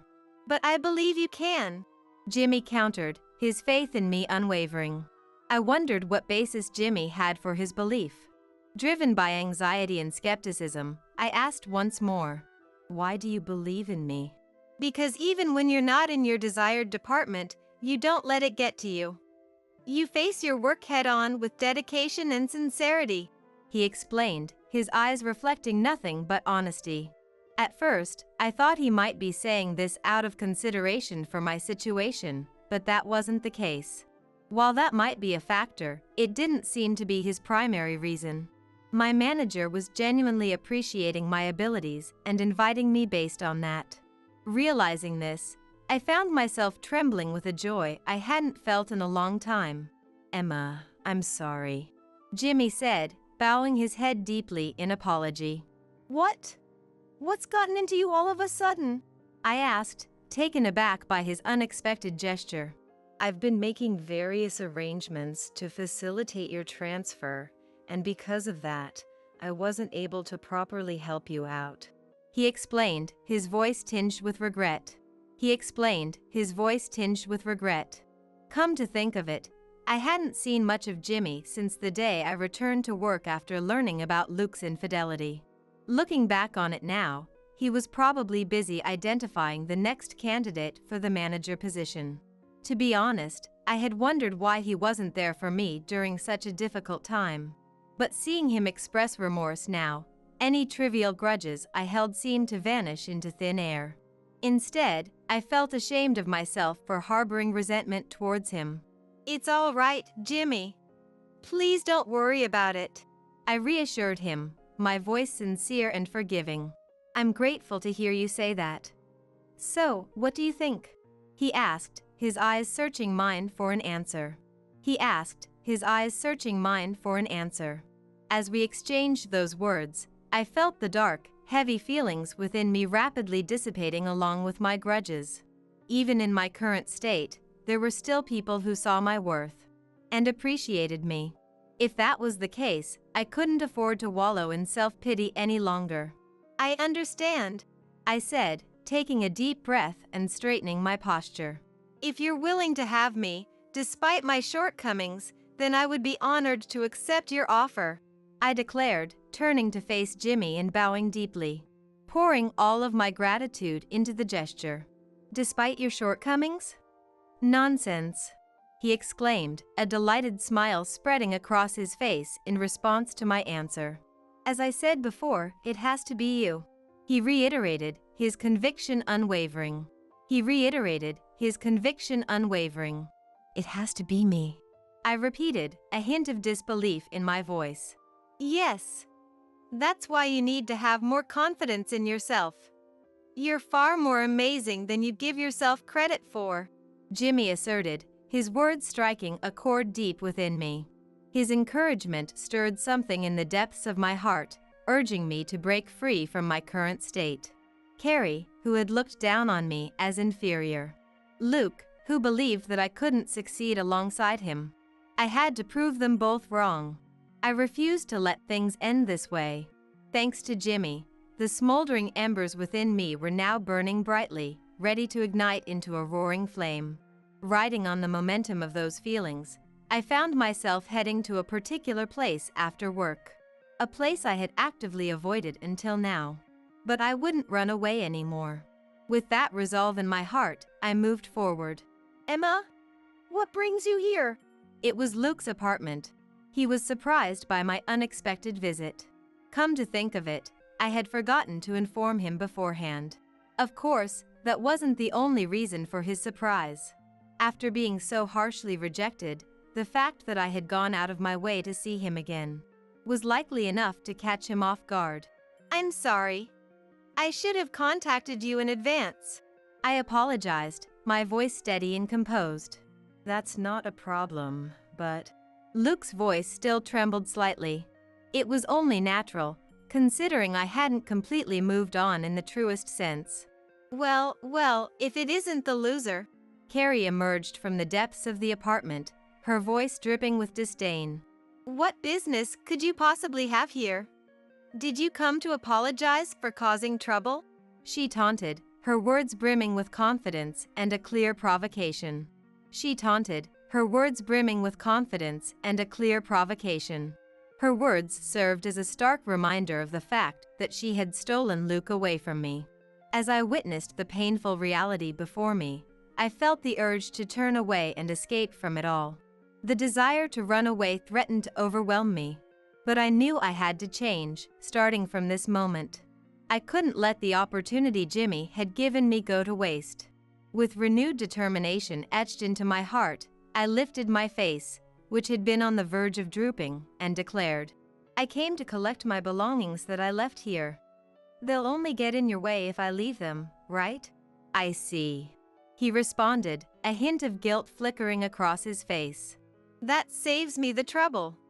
I was planning on throwing everything out as trash anyway. Carrie chimed in, laughing condescendingly at me. Her words stung, and it wasn't as if I didn't feel angry. But I had to overcome this hurdle if I wanted to start anew. I needed to become a version of myself that could prove these two wrong. So, instead of letting their taunts get to me, I put on a smile and told them, That's actually perfect timing. What? Carrie's eyes widened in surprise, clearly caught off guard by my unexpected reaction. Luke, too, looked slightly taken aback. I'll tidy up my things so they don't end up as garbage. Do you mind if I come inside for a bit? I asked, my voice steady and composed. Okay, sure, but... Luke hesitated, his confusion evident. Luke hesitated, his confusion evident. What a boring response. Carrie scoffed, rolling her eyes. Perhaps she had expected me to burst into tears and run away again. If that was the case, then I had managed to deliver a small, yet satisfying counterattack. Sorry for being so boring. I apologized, my tone laced with a hint of sarcasm. With a slightly elevated mood, I stepped into the apartment. Unsurprisingly, The room itself hadn't undergone any significant changes. The only noticeable difference was the presence of a few unfamiliar items, likely belonging to Carrie. Just a short while ago, being here had felt so natural. I had been looking forward to my future and marriage with Luke. How had things turned out this way? A small part of me still harbored those thoughts deep within. But that was all in the past now. If I were being honest, I hadn't fully come to terms with it yet. However, to ensure that I could move on someday, I deliberately chose to define it as a part of my past. With that mindset, I began to gather my belongings scattered throughout the room. My favorite mug, cushions, and the photos commemorating our relationship. As I collected these items, I also picked up the various memories associated with them. It was unlikely that they would ever be used or displayed again. I wasn't sure if I would be able to throw them away. Perhaps I would end up stuffing them all into a cardboard box and sealing them away. In hindsight, it might have been less troublesome to let them dispose of everything. Nevertheless, this was something I needed to do. To draw a line under my memories with him, using my own hands. And to declare war on Carrie and Luke. Well then, sorry for the disturbance, I said, my voice firm and unwavering. I had procured a reasonably sized cardboard box from a supermarket along the way. The memories of Luke and I fit neatly inside, taking up only a portion of the space. I had worried that they might not even fit into a single box, so the realization left me feeling a bit deflated. You were such an eyesore. Don't ever come back here again, Carrie spat, her condescending gaze unchanged.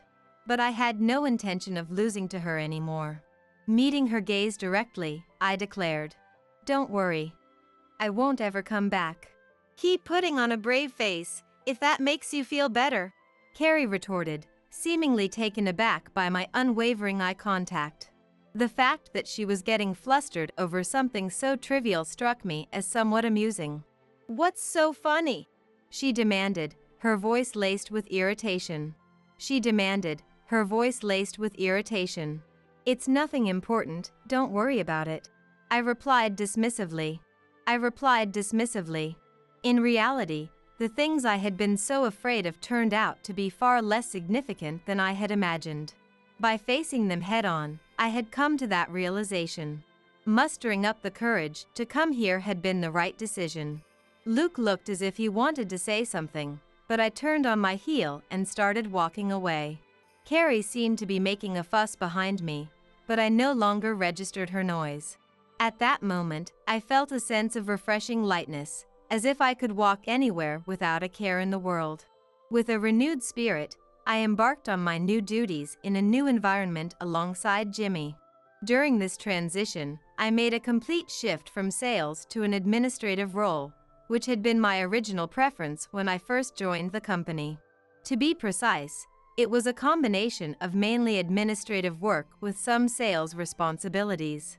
This decision had been Jimmy's call, and it proved to be a resounding success. This is something only you can do, Emma. I'm counting on you, he had said, placing his trust in me. Yes, I'll give it my best shot, I replied enthusiastically.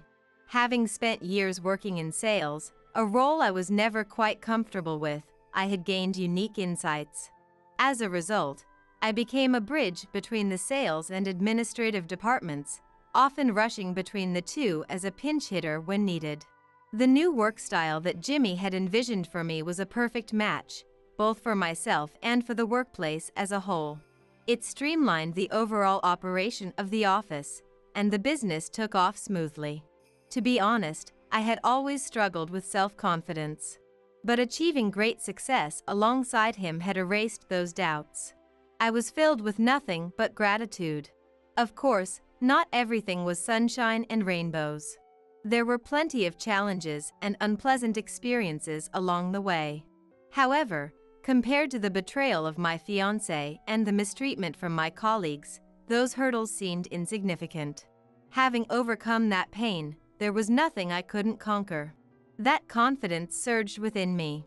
As I navigated various obstacles, I gained the trust and admiration of many people who believed in me. You're really something, Emma. We can pretty much leave everything in your hands and know it'll be fine. Jimmy would often say, his voice filled with admiration. I appreciate your trust, but Jimmy and everyone else, please make sure to do your own work properly, okay? I would tease, a playful warning in my tone. Those were words I could never have uttered back when I lacked self-confidence. It was a joke I couldn't have made without the strength to trust others. During breaks between work, I would share laughter with him and my colleagues over such small exchanges. It was precisely because we had a relationship where we could create a warm atmosphere that we could also openly express our opinions without hesitation when the need arose. Those were fulfilling days, filled with a combination of purpose and enjoyment that I could never have imagined in my previous workplace. I was truly grateful for accepting his invitation that day. It was because I had found the courage to take that step forward that I was able to make such significant progress. As I poured my heart and soul into living each day to the fullest, time flew by in the blink of an eye, and before I knew it, 5 years had passed. Hello everyone, it's been a while. I greeted my former colleagues on the day I returned to the department where I had once been betrayed and mistreated. I had successfully completed all the roles I needed to fulfill at my previous assignment. But I hadn't just returned empty-handed. Although I am still inexperienced, I will do my utmost to contribute to the department's success as the department manager, I announced, having come back in a higher position than before. Perhaps because of that, the people who had once treated me coldly seemed somewhat awkward. However, I had no intention of holding grudges against them. I understood that given their position at the time, they didn't have much choice. But there were also some individuals who didn't fall into that category. Don't be ridiculous. Carrie's voice, which I hadn't heard in a long time, now only evoked a sense of nostalgia. The owner of that voice, the one who had once brought about my downfall, no longer possessed the composure she once had. Luke, standing beside her, had also lost some weight and seemed to lack his former vigor. It was understandable, considering the difficult position they found themselves in after Jimmy and I had been transferred. The person Jimmy had chosen as his successor was, much like himself, a principled individual. As a result, they were strict with Carrie and the others who tried to flaunt their status as the executive director's daughter. Apparently, she still attempted to wield her authority. But it was to no avail, as the new manager turned out to be a distant relative of the company president. Jimmy had likely chosen his successor with this in mind, anticipating such a situation. Consequently, they were no longer able to get away with the selfish behavior they had previously pushed through. The lies they told using their influence were no longer effective, and they were met with cold treatment and isolation from those who had been outraged by their actions towards me. As a result, both Luke and Carrie remained ordinary employees, far from the path of promotion. It was no wonder they were displeased by my return, having been promoted myself. I had expected them to lash out at me. As if I would ever work under a piece of trash like you. Right, everyone? Carrie exclaimed, making exaggerated gestures as she appealed to those around her. However, she was met with nothing but cold stares from her colleagues. Did she not realize how drastically the situation had changed from before? Even if she did, given her current circumstances, it was likely a reflection of her true feelings. She couldn't bear the thought of being subordinate to someone she had once considered beneath her. That was probably the sole reason behind her outburst. But such selfish behavior had no place in the professional world. Your personal opinion is irrelevant, I stated calmly. Excuse me? Carrie's voice rose to a shrill pitch. I responded in a matter-of-fact tone. My appointment as department manager is based on an official order. If you cannot accept that, I suggest you resign. My perfectly reasonable words were met with silence from Carrie, but then Luke spoke up. Emma, let's start over. His words were completely out of context and hardly appropriate for a workplace setting, earning him stunned and exasperated looks from those around us. Luke must have been aware of this. which could only mean that he was so desperate that he couldn't help but say it. For someone as ambitious as Luke, his current situation must have been utterly humiliating. With you, I can. His desperation was palpable, but it wasn't the right time or place for such a conversation. If anything, it was something he should have said long ago. I couldn't help but think that way upon hearing his words. But now, they held no meaning whatsoever. They were nothing more than a private conversation, so I cut him off mercilessly. Excuse me, but please refrain from personal conversations. We are in the middle of a morning assembly. I reminded him sternly. But he struggled to find the right words, desperately trying to hold on to something. To put an end to his attempts, I stated the truth. Moreover, I am already engaged, so I cannot fulfill your expectations, I declared, my voice unwavering. No way! Both Carrie and Luke were left speechless, their expressions dumbfounded.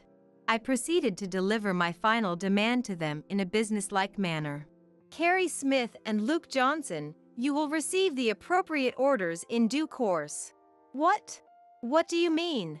Until then, I expect you to fulfill your duties as employees in a manner that does not bring shame to the company. Now then, everyone, let's do our best today, I concluded, my tone firm and resolute. Immediately after, the two of them seemed to cry out in protest, but their voices were drowned out by the applause that erupted as soon as I made my announcement. Witnessing this scene unfold before their eyes, they were rendered speechless, unable to do anything but stand there with stunned expressions on their faces. A few days later, it came to light that Carrie's father, the executive director, had been embezzling company funds and harassing employees for decades. He was promptly fired. At the same time, the various problematic behaviors, acts of harassment, and theft of credit that Carrie had been engaging in, simply because she was the executive director's daughter, were also exposed. Among these revelations were the preferential treatment she had given to Luke and the misuse of company funds by the two of them. As a result of these compounded offenses, both of them were naturally terminated from the company. But that's not the end of the story. It was also discovered that Luke, in his haste to climb the corporate ladder, had been using forceful tactics with clients, resulting in complaints. However, the executive director had been covering up these incidents. He probably intended it as a gift to his daughter's favorite and his future son-in-law. But the price they paid for their actions was steep. The company viewed these acts as unforgivable behaviors that damaged their social credibility and decided to sue the three individuals involved. The verdict has not been reached yet, but with ample evidence and testimonies, Carrie and the others' defeat is practically certain. In addition to paying a hefty sum in damages, the three of them will likely face significant challenges in finding new employment in the future. Perhaps it was due to the immense psychological toll they endured, but when I saw Carrie and Luke at the trial, they looked utterly worn out, a far cry from their appearance 5 years ago. I don't know what will become of them, and frankly, I no longer care. I can only hope that they will lead their lives in a way that doesn't cause trouble for anyone else. As for me, I got married before their trial even began. My husband is Jimmy. He is now the general manager at the company where I was previously assigned, having chosen to stay there. Through the ups and downs we experienced together during my time there, I remembered how I had once been attracted to him. And I realized that, unlike back then, he was no longer an unreachable presence in my life. Will you marry me? I mustered up the courage to propose to him. Jimmy said yes without hesitation, but then he gave me a complex expression that was a mix of embarrassment and slight dismay. I feel kind of bad about this, he admitted, his voice tinged with a hint of awkwardness. What's wrong? I asked, puzzled by his reaction. I feel kind of bad about this. I was planning to propose to you myself. You know, since I heard that Luke had done it before, Jimmy explained. He had wanted to overwrite the pain I had suffered in the past by proposing to me himself. But maybe this way was better for you, Emma, he added, his words filled with understanding. Knowing that Jimmy cared for me so deeply, to the point of considering my well-being above all else, I was overjoyed that our hearts were truly connected. And so, we got married. We are now living a blissful newlywed life. Honestly, the love we shared is more than words can describe. Even though we work at different places now, I don't have the slightest bit of anxiety. Because he is the one who sought me out and chose me, even after witnessing me at my lowest point when my spirit was broken. I reaffirmed my determination to strive every day to be the best version of myself, worthy of such a wonderful husband. Upon arriving at the Target high-rise apartment, I approached the concierge and was handed the keys to the room. Through the elevator reserved for the higher floors, I made my way to the top floor of the apartment. Wow, this is lovely. As the door opened, my sister-in-law, Laura, was the first to leap in, dancing around as she exclaimed, "Let's get unpacking." I called out, but no one offered to help. Predictable, yet it still irked me. The movers placed the boxes where directed, and I was left to unpack alone. "I'll take this spacious room. Katrina can have the tiny storeroom." My father-in-law, Harrison, and my mother-in-law, Rosalind, went ahead and decided who was getting which room. But I ignored them and continued my work. "This room is really nice. It would make a great final home." Good for us. My husband, Oliver, and the in-laws said to each other, all smiles. "It feels like a dream to live in such a house," Laura said with her eyes brimming with tears. It might be time to reveal the truth. "Huh? Whose house are you talking about? Huh?" My name is Katrina. I'm a 32-year-old freelance illustrator. I used to work for a major publishing company, but went independent and now mainly take on projects from my former employer, while also starting to work as a children's book author. I married Oliver 2 years ago, and we began living together in the apartment I've been residing in. The reason we live in my house is that it's my property, and Oliver, who was renting elsewhere, moved in with me. My parents died in a car accident when I was young. Afterwards, I was raised by my grandparents, and after graduating from college and securing a job, I bought this apartment. The payment was made using the compensation and insurance money received from my parents' accident. My grandparents raised me without touching that money and gave it to me to use for myself when I graduated college. I bought this place because my grandparents entered a nursing home. They had reserved a spot in the nursing facility, intending to move in together after raising me, not wanting me to bear the burden of their care. After much thought, I decided to buy this convenient apartment, which was also close to the nursing home my grandparents were in. My grandparents said there were other things I could spend the money on, but to me, this was the best use. I have been living here for almost 10 years now. The 10 years I spent with my parents and the 10 years I spent with my grandparents are nearly equal. I've been living in this apartment a third of my life, and I have grown quite attached to this place. I met Oliver at a friend's wedding after party. He was a colleague of my friend's husband. We were of the same age and formed a group that started hanging out together. Over time, several couples formed from this group, and a few have married. And one of those couples was Oliver and I. Oliver was cheerful and seemed to brighten the room just by being there. From our first meeting, I was attracted to him. I admired his cheerful nature, something I lacked, and thought he was a wonderful person. However, that was only the face Oliver showed to the world, and I quickly learned about his other side after we got married. While Oliver was very gentlemanly during our courtship, he turned out to be the type who changes once the marriage is set. No, it was worse than that. After we got married, he said something unbelievable. "Since I'm living in your house, you should take care of the living expenses." "What do you mean?" "The expenses would be the same even if I weren't here, right? So, you should continue to cover them as you have been." I think that's how it should be. Indeed, my apartment was already paid off, with no mortgage remaining. However, there were still maintenance fees, a sinking fund for repairs, and property tax. And since we have a car, there's also the parking fee. So, those are expenses you'd be paying even if I weren't here, right? That's true, but then there should be no problem with you continuing to pay them as usual. His argument seemed reasonable at first glance, but was fundamentally flawed. But Oliver, you're living here now, too. We agreed to split the living expenses. I'd really appreciate it if you could contribute. When I said this, Oliver's eyes narrowed angrily. You're so money-grubbing! I never thought you were that kind of woman. I was stunned and speechless. To me, it was obvious that as a married couple, we would share our lives equally.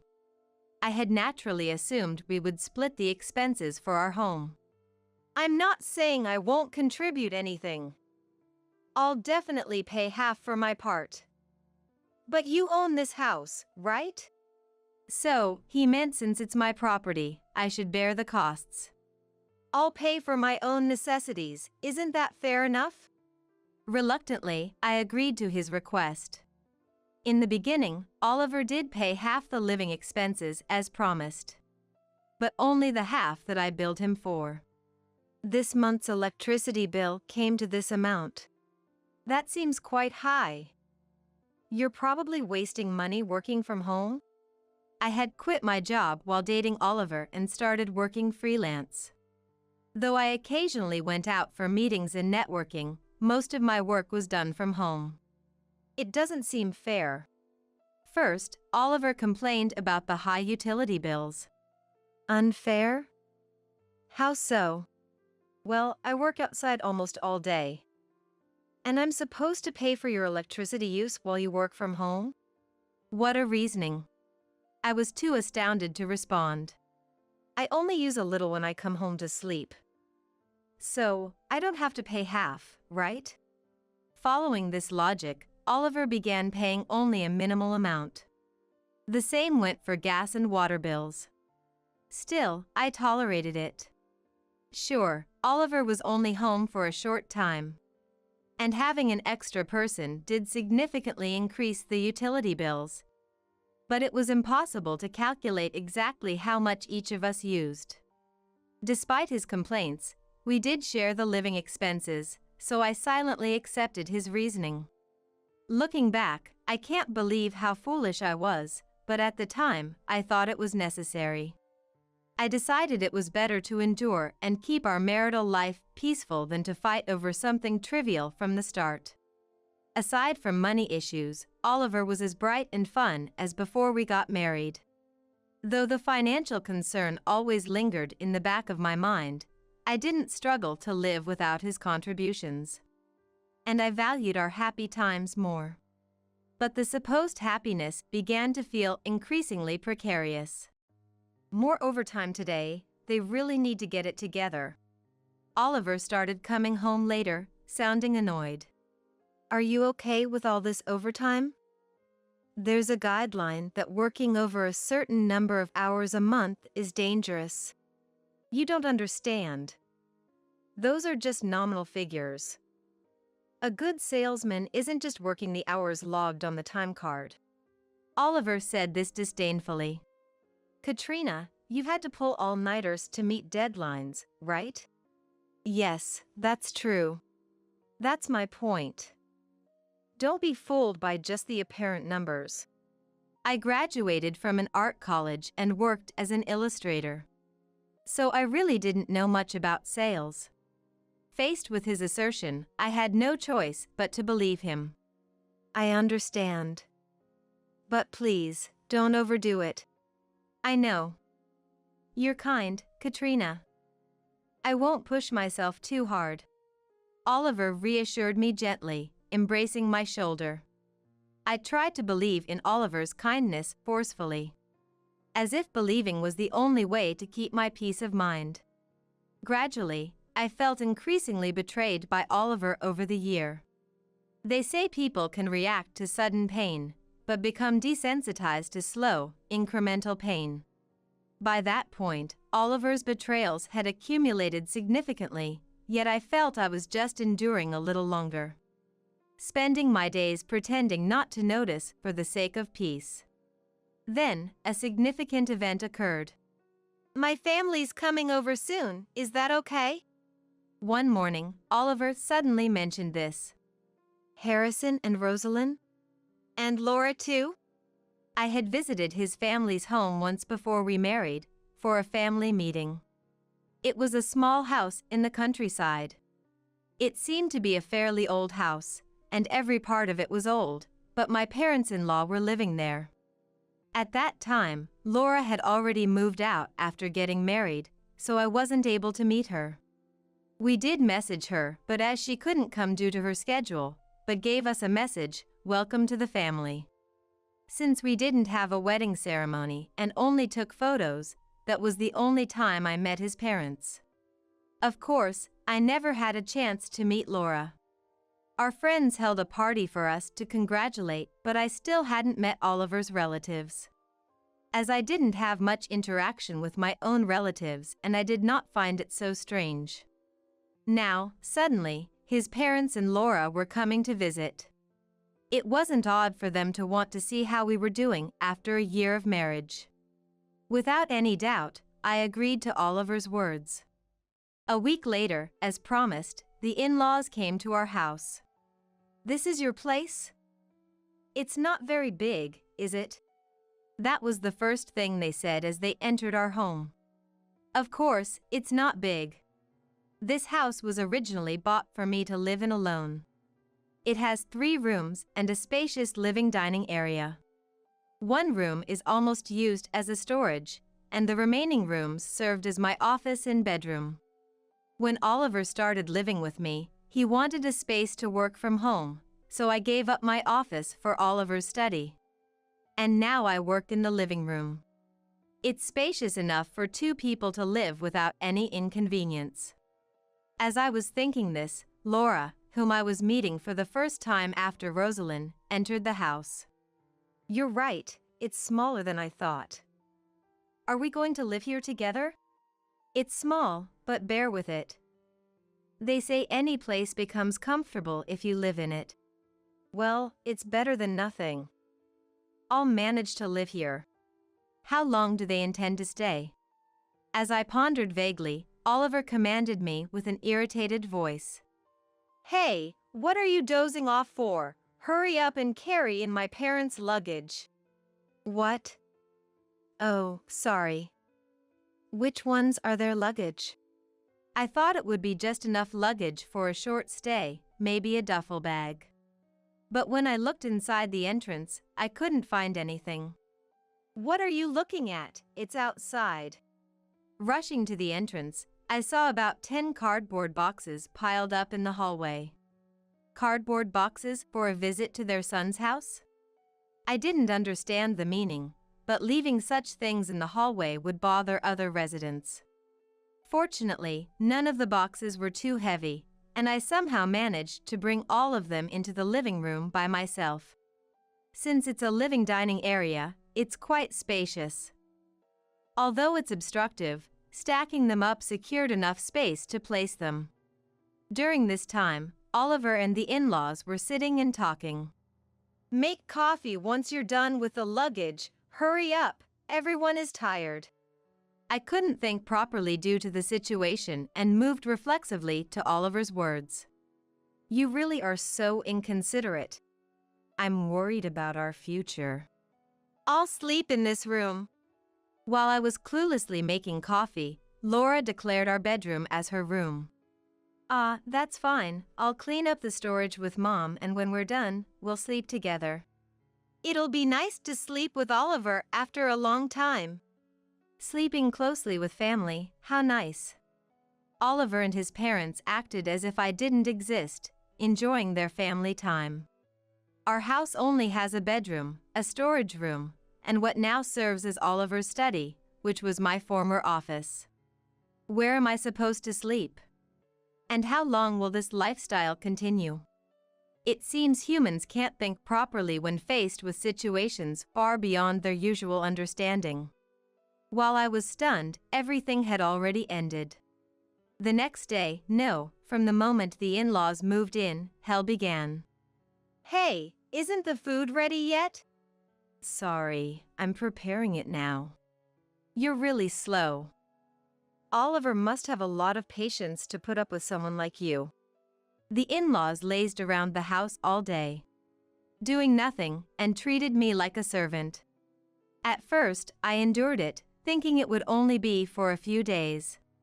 But listening to the conversations between the in-laws and Oliver, it became clear that this was going to be a permanent situation, and I awakened. Here's the summary.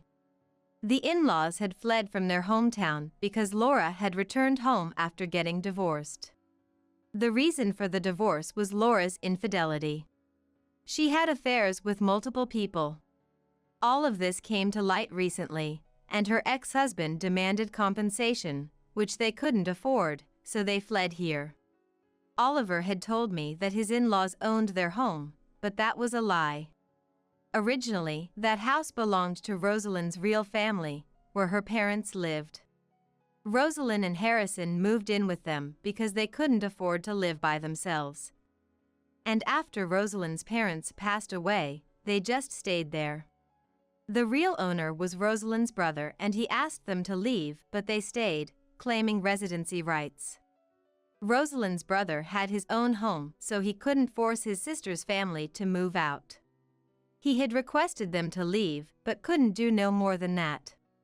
Then, with Laura returning with a mountain of compensation to pay, Rosalind and Harrison tried to sell the house to raise money. Rosalind's brother, upon learning the situation, was furious and threatened legal action. That's why the in-laws showed up at our place with all the belongings she could carry. Those belongings, 10 boxes of them, the ones I struggled to bring into our house the day they arrived, representing their entire fortune. I don't know what's inside, and frankly, I don't want to know, but it seems there's nothing of real value that could be called a fortune. In short, the in-laws moved in with us because they were broke. And it looks like they plan to live off of us indefinitely. In such a family, Oliver was miraculously smart. He was good at his studies and managed to graduate from college on a scholarship. You wouldn't guess he's part of that family just by looking at him. He continued to play the role of a refreshing, fine young man, got a job at a well-known company, and then met and married me. I couldn't see through Oliver's true nature or the real face of the in-laws. My parents had already passed away, so I'm all alone. But I'm working and already own a house. To Oliver, I must have seemed like a perfect target. No way, I'm not going to let this happen to myself. Now that I know everything, I refuse to quietly become their slave. I won't let this no-good family take advantage of me. I started planning my retaliation and took action the very next day. For now, I had to act submissive. I couldn't let Oliver or the in-laws catch on to my plan. I had to catch them off guard. Just like how they suddenly showed up here. After pretending to listen to the in-laws for about a week, one day, Laura said to me, "Give me some money." Laura demanded, extending her open right hand. She was so blatantly freeloading. It was irritating, but I had decided not to resist for now. I handed Laura a few bills. Is this all? Don't you have more?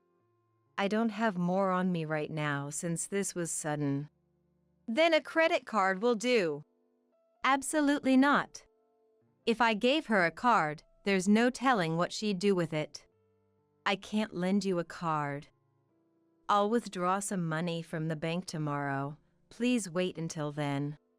I managed to quiet the complaining in-laws by making that promise. I wouldn't give them the card no matter what. That night, after Oliver came home, he complained about it. You could have just lent them the card. You're really stingy with money. I was appalled by his words, but I apologized, thinking it over. I'm sorry. I thought there could be problems if something happened. Like what? I was afraid of lending a card with a different name, and if Rosalind and Harrison got arrested for misuse, I couldn't do it. Oliver seemed satisfied with this reason. Then, make a family card for my mom and dad. I'm counting on you. Understood. I replied as such, but I had no intention of making one. About a month later, Oliver asked about the status of the family card. Maybe the in-laws, having received money several times, found it troublesome and urged Oliver to ask for the card. I'm sorry, but it seems I can't make it, I said, feigning disappointment. I hadn't applied for a family card and wasn't disappointed at all. Why not? Rosalind and the others are considered relatives, not family, so it doesn't work. Apparently, it's not okay just to live here temporarily. The in-laws had just rolled in without permission, and no proper arrangements had been made for living together. They haven't even changed the address registration, so it seems like there's no actual residence. I see. Faced with this explanation, Oliver seemed to have no choice but to accept. Well, then we just need to change the address registration. That's right, since we're going to live here anyway. Go ahead and take care of the procedures. What a nerve for them to order me to do so. About that, I think this house is a bit small for us to live in permanently. Now that you mention it, maybe that's why you haven't been coming home much lately. When I said that, Oliver looked a bit puzzled. I've been staying at hotels because I've been working late. Oh, that must be tough. So, I was thinking, why don't we move out of this house? Oliver and the in-laws were surprised by my suggestion. This house was originally bought for me to live alone, and while Oliver and I could barely make do, it's definitely too small in the current situation. Indeed. Look at this. Wouldn't you want to live in a house like this? I showed them the brochure for a new apartment. It was a recently completed high-rise building. The brochure featured photos of a top-floor apartment. Spacious, with large windows offering a view of the city below. How were you able to get an apartment like this? I thought our current place was too cramped, so I decided to go for it. I sold this place and added my parents' inheritance and savings to buy it. That's great. This place isn't bad, but that one is definitely better. Laura and Oliver, who had been looking skeptically, relaxed when they learned the payment was already complete. Wow, you've got some sense. I'm seeing you in a new light for the first time. Yeah, I guess I can acknowledge you as Oliver's wife. The in-laws nodded in agreement with smiles. And just like that, the move was settled smoothly. About a month later, the day of the move arrived. It was a bit sad to say goodbye to the house we had lived in for so long, but it was for a brighter future. Once the belongings were loaded into 2 trucks, we headed to our new destination. Upon arriving at the high-rise and speaking to the concierge, we were handed the keys to our apartment. To our top-floor apartment via the high-rise exclusive elevator. Wow, it's beautiful. Laura was the first to dash in, exclaiming as if dancing. Let's get unpacking. I called out, but no one offered to help. As expected, but still infuriating. The movers placed the brought items were directed, and I began unpacking alone. I'll take this spacious room.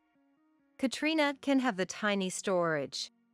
The in-laws were assigning rooms as they pleased, but I ignored them and continued my work. This room is truly wonderful. A great choice for our final home. I'm glad you feel that way. Oliver and the in-laws were all smiles, exchanging such words. It's like a dream to live in a house like this, Laura said, teary-eyed. Now, it might be a good time for the reveal. Huh? Whose house are you talking about? Huh?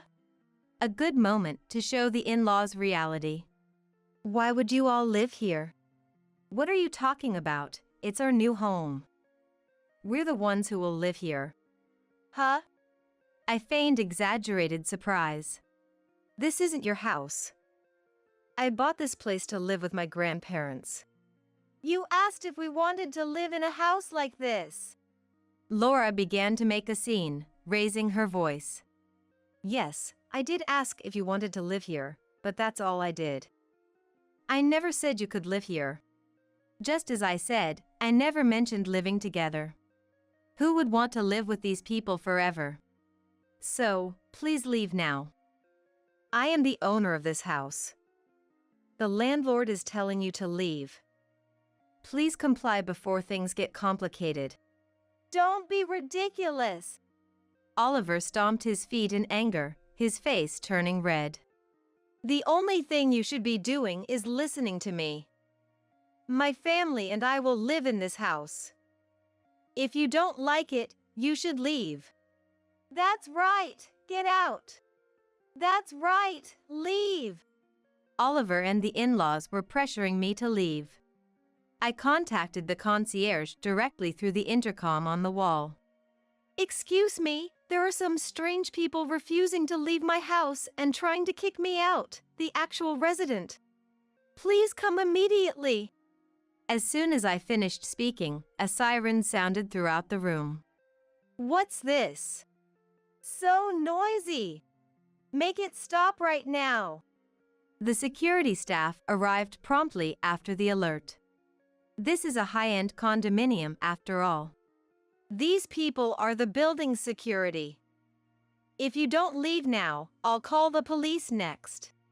When the security officer pressed the doorbell and asked what happened, the in-laws started panicking. They realized what I said wasn't a lie. Although the security staff arrived, the in-laws pleaded, crawling on the ground, asking to be heard. I decided to listen, curious about what Oliver had been telling them. Oliver had been telling the in-laws I was a pitiable woman with no relatives, and that I couldn't live without him. So that's why he was keeping me here. And that they could use me as they pleased, like a housekeeper. That was what he had been telling his own parents. I felt sympathy for the in-laws who provided such valuable testimony. Actually, when I gave money to the in-laws, I made them sign a paper with the amount written on it. Essentially, it was a promissory note. I want proof that I've handed it over properly to show Oliver. Otherwise, I'll get in trouble. If you sign it, I'll give you as much as you want. Knowing they could get as much money as they wanted just by signing, the in-laws easily complied. Thanks to that, I had proof of how much I had lent them. I had been thinking of collecting from the in-laws, but it seemed impossible for them to pay back. So I decided to take it from Oliver instead and thought it best to evict them from the apartment. Thanks to this, you've helped me a lot. If you leave now, I'll consider this never happened, but if you come back, you'll have to pay everything all at once. As I showed them the promissory note and said this, the in-laws finally gave up and left. I'm Katrina's husband. I have the right to live here. I won't leave. Oliver refused to move. If that's how you feel, let's settle this here and now. All right, let's have a little talk then. But if you try anything funny, I'll call them right back. I thanked the security guards and sent them back home. Why are you doing this? Did you dislike my family that much? Of course I do. They suddenly show up, treating me like slaves in a sneak attack. I made it clear to Oliver. Fine. If you dislike them that much, I'll tell my mom and dad to leave. But I can stay, right? I was astounded. He was planning to abandon his in-laws just so he could stay. What a despicable man. No, you need to leave too. Why? We're married, aren't we? I presented Oliver with a folder. What is this? Oliver turned pale as he looked inside the folder. A pretty woman, isn't she? I heard you've been living together for half the week lately. It was evidence of Oliver's affair. There were tons of photos of the two looking cozy, arm in arm, walking together, entering a hotel. Oliver had started dating her right after marrying me. I heard you had plans to live with her in that apartment once we were separated. Lies! Who would say such a thing? I turned on the voice recorder I was holding. The voice of the other woman played, and Oliver froze. The evidence was obtained by a detective agency. They approached the woman, kindly informed her that Oliver was married, and recorded what she had to say. The woman proudly claimed that Oliver was in the midst of divorce proceedings, and once he kicked out his wife, they would live together in Oliver's apartment. Oliver told his affair partner he wanted to divorce, but I wouldn't agree, and after being worn out by the in-laws, I would quietly leave. The affair partner believed she was the only one Oliver loved, thinking the marriage had already cooled off. True love will prevail, she laughed. But when she realized she was talking to someone from a detective agency, she panicked and started to cover for herself. She claimed she was also deceived by Oliver, truly believing the marriage was over. She begged for forgiveness, promising to tell everything. The detective asked me what to do, and upon saying it depended on what she said, she spilled everything not even asked for. All of that was recorded. I guess true love seems quite fragile. Yes, I got the evidence. Looks like this is going to cost a pretty penny in damages. Oliver collapsed weakly onto the floor. Your stuff is already sent to that woman's condo, so you can start living there from today. Now, leave. I called the concierge again and had Oliver, who was still drained, thrown out. As promised, I decided not to delve further into the affair partner. Her testimony was enough to prove Oliver's maliciousness. Thanks to that, I was able to get a substantial amount in damages from Oliver. It was enough to forgive him. However, I made sure to inform the woman's parents and her company. I hadn't promised not to tell anyone, so it should be fine to talk. The woman was Oliver's junior at work. They got close as they worked together.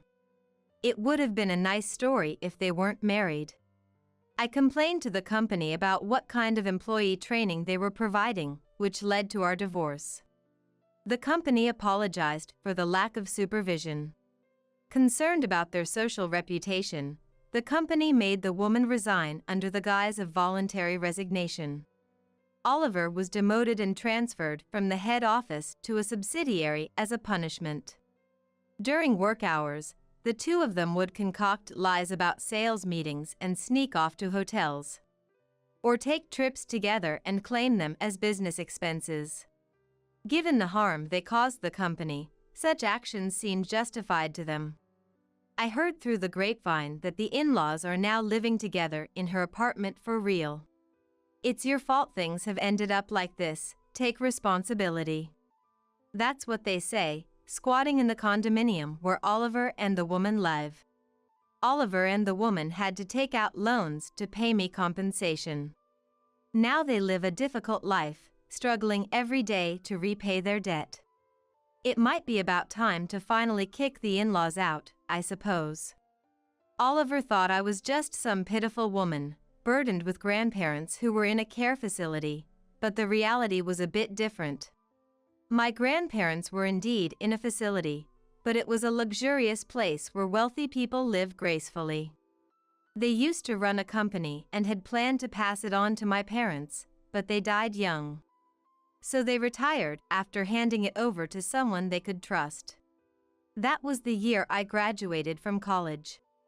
I've loved drawing since I was a child and have won numerous awards for it. I told my grandparents I wanted to work in art, so they never forced me to take over the company. They decided to move into that facility so I could live freely as I wished. I followed my dreams into a career related to art, and now I'm becoming known as a children's book author. My illustrated books have become a big hit, and I'm now somewhat of a celebrity. I feel like my luck has turned around dramatically since splitting up with Oliver. He must be regretting it by now. I bought that high-rise apartment with the money from selling that condo, my parents' inheritance, and my book royalties. I wanted to live with my grandparents again while they were still healthy. Of course, I'm keeping the facility as an option. It's necessary for when either of my grandparents becomes physically incapacitated and needs extensive care. But for now, they're both still healthy. Thanks to my book sales, I can finally give back to my grandparents. We can live happily together for a while longer. Though I went through some hardships because of that man, my future is looking bright. Finally, my sister Whitney has given birth. Our family was overjoyed, and even though it wasn't Christmas, relatives gathered together. The stars of the show were, of course, Whitney and her baby. With food and drinks ready, the party began. After we all toasted, my husband Brad approached Whitney and the baby. Whitney handed the baby to Brad, and he held the baby in his arms. Brad looked at the baby with such a loving gaze, as if he were holding his own child. Hello, baby. Oh, you're so cute. After admiring the baby, he turned to me and said, "If only you could actually have kids." Followed by a sigh. Still really cute. Wonder who it looks like. He insulted me in front of all the relatives, seemingly unaware of the icy atmosphere that followed. In the frozen silence, the family gathered around Brad and Whitney, enclosing them. Whitney and Brad, engrossed with the baby, hadn't noticed until Whitney's husband Chuck spoke up. It really doesn't seem to take after me. There are elements of Whitney, though. He confronted Brad calmly. It seemed Whitney and Brad finally noticed the awkward air. Surrounded by relatives, they looked to be huddling together. Overall, Brad. It seems to take after you, don't you think? Donald, Brad's dad, added insult to injury. Really now? Brad, it's the spitting image of you when you were little. His tone was cold, unfitting for the celebration. Eh? Seeing Brad taken aback, I couldn't help but let out a smile. Brad had no idea that I had been laying the groundwork with the relatives. I'm Zoe, 42 years old. My life has been nothing extraordinary. Not academically gifted, nor athletically talented. Not the type to stand out, I've probably been forgotten by my classmates, leading a plain life. I have a younger sister, Whitney. Unlike me, Whitney is beautiful and stylish. Though our age difference spared me from blatant comparisons, from what I saw, Whitney was adored by many from a young age. Becoming a show-off in elementary school worked to her advantage, making her a central figure in her class. People gravitated towards her, regardless of gender, and after school, friends were always coming over. As she grew older, perhaps thinking little of my plainness, Whitney would say, "Zoe, you're so plain. Make sure not to show your face when my friends are over." Ignoring me even when her friends weren't around. Confused by Whitney's attitude and feeling uneasy around my own sister, I decided to move out. I had a job lined up and had saved some money from working part-time while attending college. So I moved out without anyone stopping me. It was lonely at times, but being alone was more comfortable than being nagged by Whitney. Occasionally, when I visited home, I heard from Mom that Whitney's behavior seemed to be getting worse year by year. By the time she was in high school, Whitney started going after people's boyfriends. And Mom would come to me for advice. But since I had no experience with love, all I could do was try to console Mom. In the end, Whitney never changed, and Mom's worries never ceased. I became close to a senior coworker while working together on a project. His name was Brad. He was 2 years older than me, someone I had been on the same team with since the last project. I had never been approached by men before, But after the project ended and we all went out for drinks, he asked for my contact information. Even while drinking, I was the sober one, taking care of drunk colleagues and supporting the organizer, which apparently caught his attention. How about we go out for dinner, just the two of us?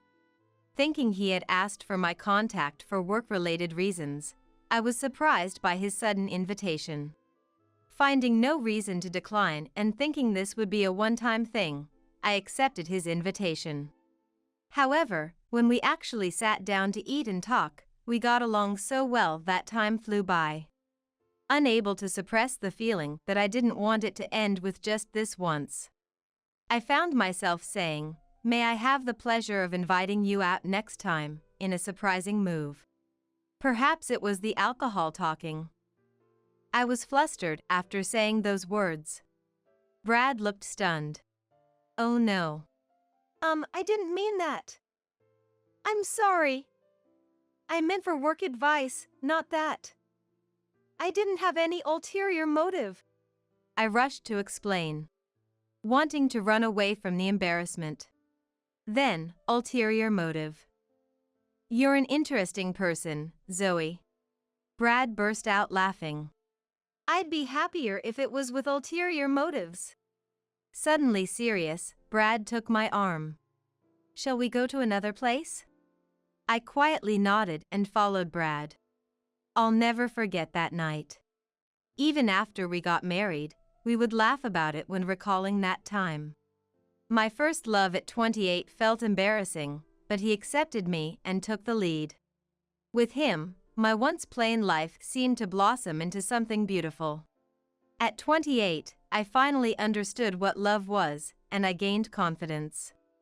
2 years later, he proposed, and we got married. Me, Zoe, 30 years old. Married at a nice round age. And with a new name, I decided to start a new life. I got along well with Brad's parents, especially Mael, as if we were friends. The common mother-in-law and daughter-in-law conflict was non-existent for us. Whitney, attending our wedding, seemed enraptured by the atmosphere, barely acknowledging me. After the ceremony, as Brad and I were heading to the next venue, Whitney ran up to us. "Zoe, today's wedding was so beautiful. It makes me want to get married soon too." Any past resentment seemed gone. Whitney smiled at me. "It's about time I settled down too. Not just any man will do. I'll find the right one and have a wedding that everyone can celebrate." It seemed our wedding made her crave a normal happiness. Declaring her intention to change, Whitney left. I was stunned by our brief exchange, but wanted to believe in her words of change. If my image had cast a positive light on Whitney, then I was satisfied. Feeling that years of resentment had dissipated made me genuinely happy. I looked forward to having face-to-face conversations in the future. Since my marriage, Mom's worries shifted from Whitney to me. Yes, about children. Getting married at 30, I understood my parents' eagerness to see grandchildren. Of course, I wanted children too.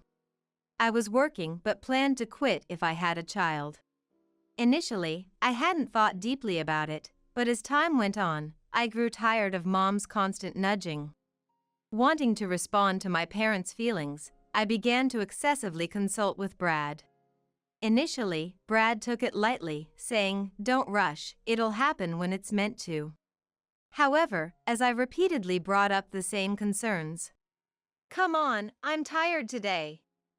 Let's not talk about this anymore," he started to visibly show his annoyance. 5 years into our marriage, we hadn't had children, and by that time, Brad seemed to have given up. I was 35 before I knew it. Nowadays, it's not uncommon for people older than me to have children. But I knew I was reaching the age where I had to prepare myself. I knew that if we truly wanted children, we would have to undergo the appropriate tests and treatments.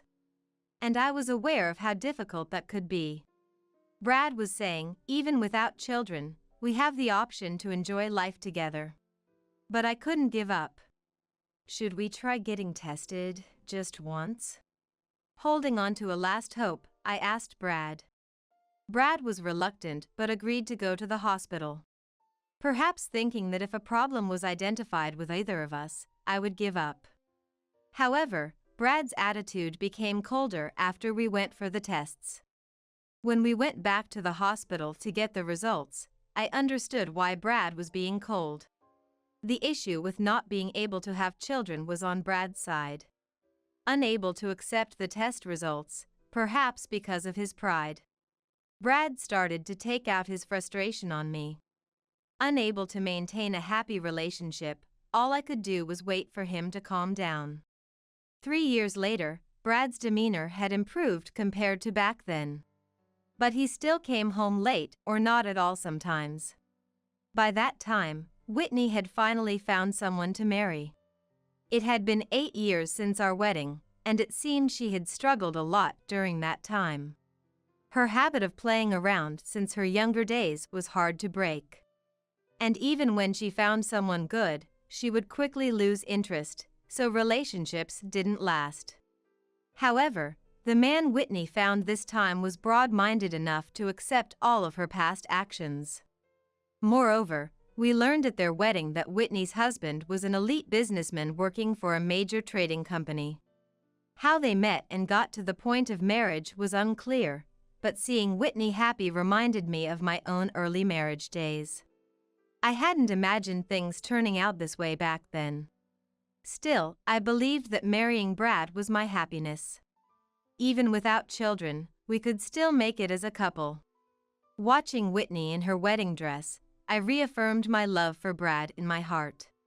Realizing that children were not in the cards for Brad and me, Mom shifted her hopes to Whitney. Honestly, I was relieved to no longer be pressured by Mom. Whitney was still in her 20s and likely to meet Mom's expectations. Somewhere inside, I too had hopes for Whitney.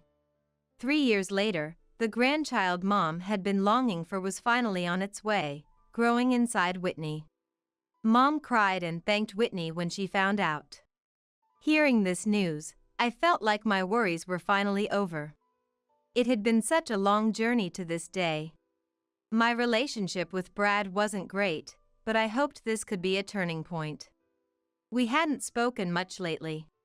Whenever he did open his mouth, it was only to make snide remarks, but Brad's attitude seemed to change when he learned about Whitney's pregnancy. Perhaps he felt guilty towards my mom for us not being able to have children. As Whitney's belly grew, conversations with Brad increased. Whitney's due date was drawing close. At home, the anticipation for the first grandchild made Dad and Mom restless. And then, Whitney finally gave birth. Our family was overjoyed, and relatives gathered together even though it wasn't Christmas. Attending Whitney's baby shower were Brad and me. Brad's parents, Whitney and my dad and mom, and Whitney's husband Chuck and his parents. It was the first time so many relatives had gathered together. The stars of the show were, of course, Whitney and her baby. I was busy in the kitchen preparing the food and drinks. With everything ready, the party started. After we all toasted, Brad approached Whitney and the baby. Whitney handed the baby to Brad, and he held the baby in his arms. Normally, showing a baby to relatives would be a common sight, but something felt off. Brad looked at the baby with such a loving gaze, as if he were holding his own child. The affection he showed towards his wife's sister's child seemed a bit too intense. Without caring about that, Brad held the baby and murmured, "Hello, baby. Aw, you're so cute." After showering the baby with love, he turned to me and bitterly said, "If only you could actually have kids." Followed by a sigh. "Still really cute. Wonder who it looks like." He insulted me in front of all the relatives, seemingly unaware of the icy atmosphere that followed. In the frozen silence, my dad, Brad's parents, Chuck, and his parents gathered around Brad and Whitney, enclosing them. Whitney and Brad, engrossed with the baby, hadn't noticed until Chuck finally spoke up. Really, it doesn't seem to take after me. It seems to have few similarities with Whitney too. He calmly confronted Brad. It seemed Whitney and Brad finally noticed the awkward air.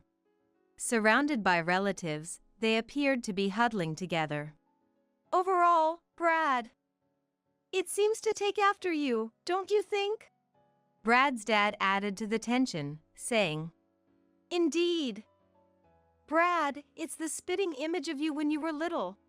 His voice was cold, inappropriate for the celebration. Seeing Brad taken aback, I couldn't help but smile. Brad was unaware that I had been laying the groundwork with the relatives. Months ago, I happened to see Brad's mobile phone. That day, I had taken the morning off to go to the hospital and found Brad's phone left on the dining table. Thinking to deliver it to him at work later, I was about to put it in my bag when the phone vibrated. Curiosity led me to glance at the screen, displaying a message from Whitney. Your baby is growing bigger. My blood ran cold. Next, I was seething with anger. Whitney was trying to steal Brad. Given Whitney's past behavior, there was no doubt in my mind. To confirm, I looked at the message exchange between Whitney and Brad. It was an affair. Whitney planned to pass Brad's child as Chuck's. Brad was waiting for the right time to divorce me and remarry Whitney. I took photos of the message exchange as evidence. Since then, I've acted oblivious. Brad's parents believed me immediately due to our close relationship. They also felt sorry for their son's actions. I approached Chuck about it once before Whitney gave birth. He seemed to have had suspicions about Whitney's pregnancy. Showing him the evidence, he agreed to my plan. And so, we've come to this moment. Brad, caught off guard, while Whitney smiled brightly.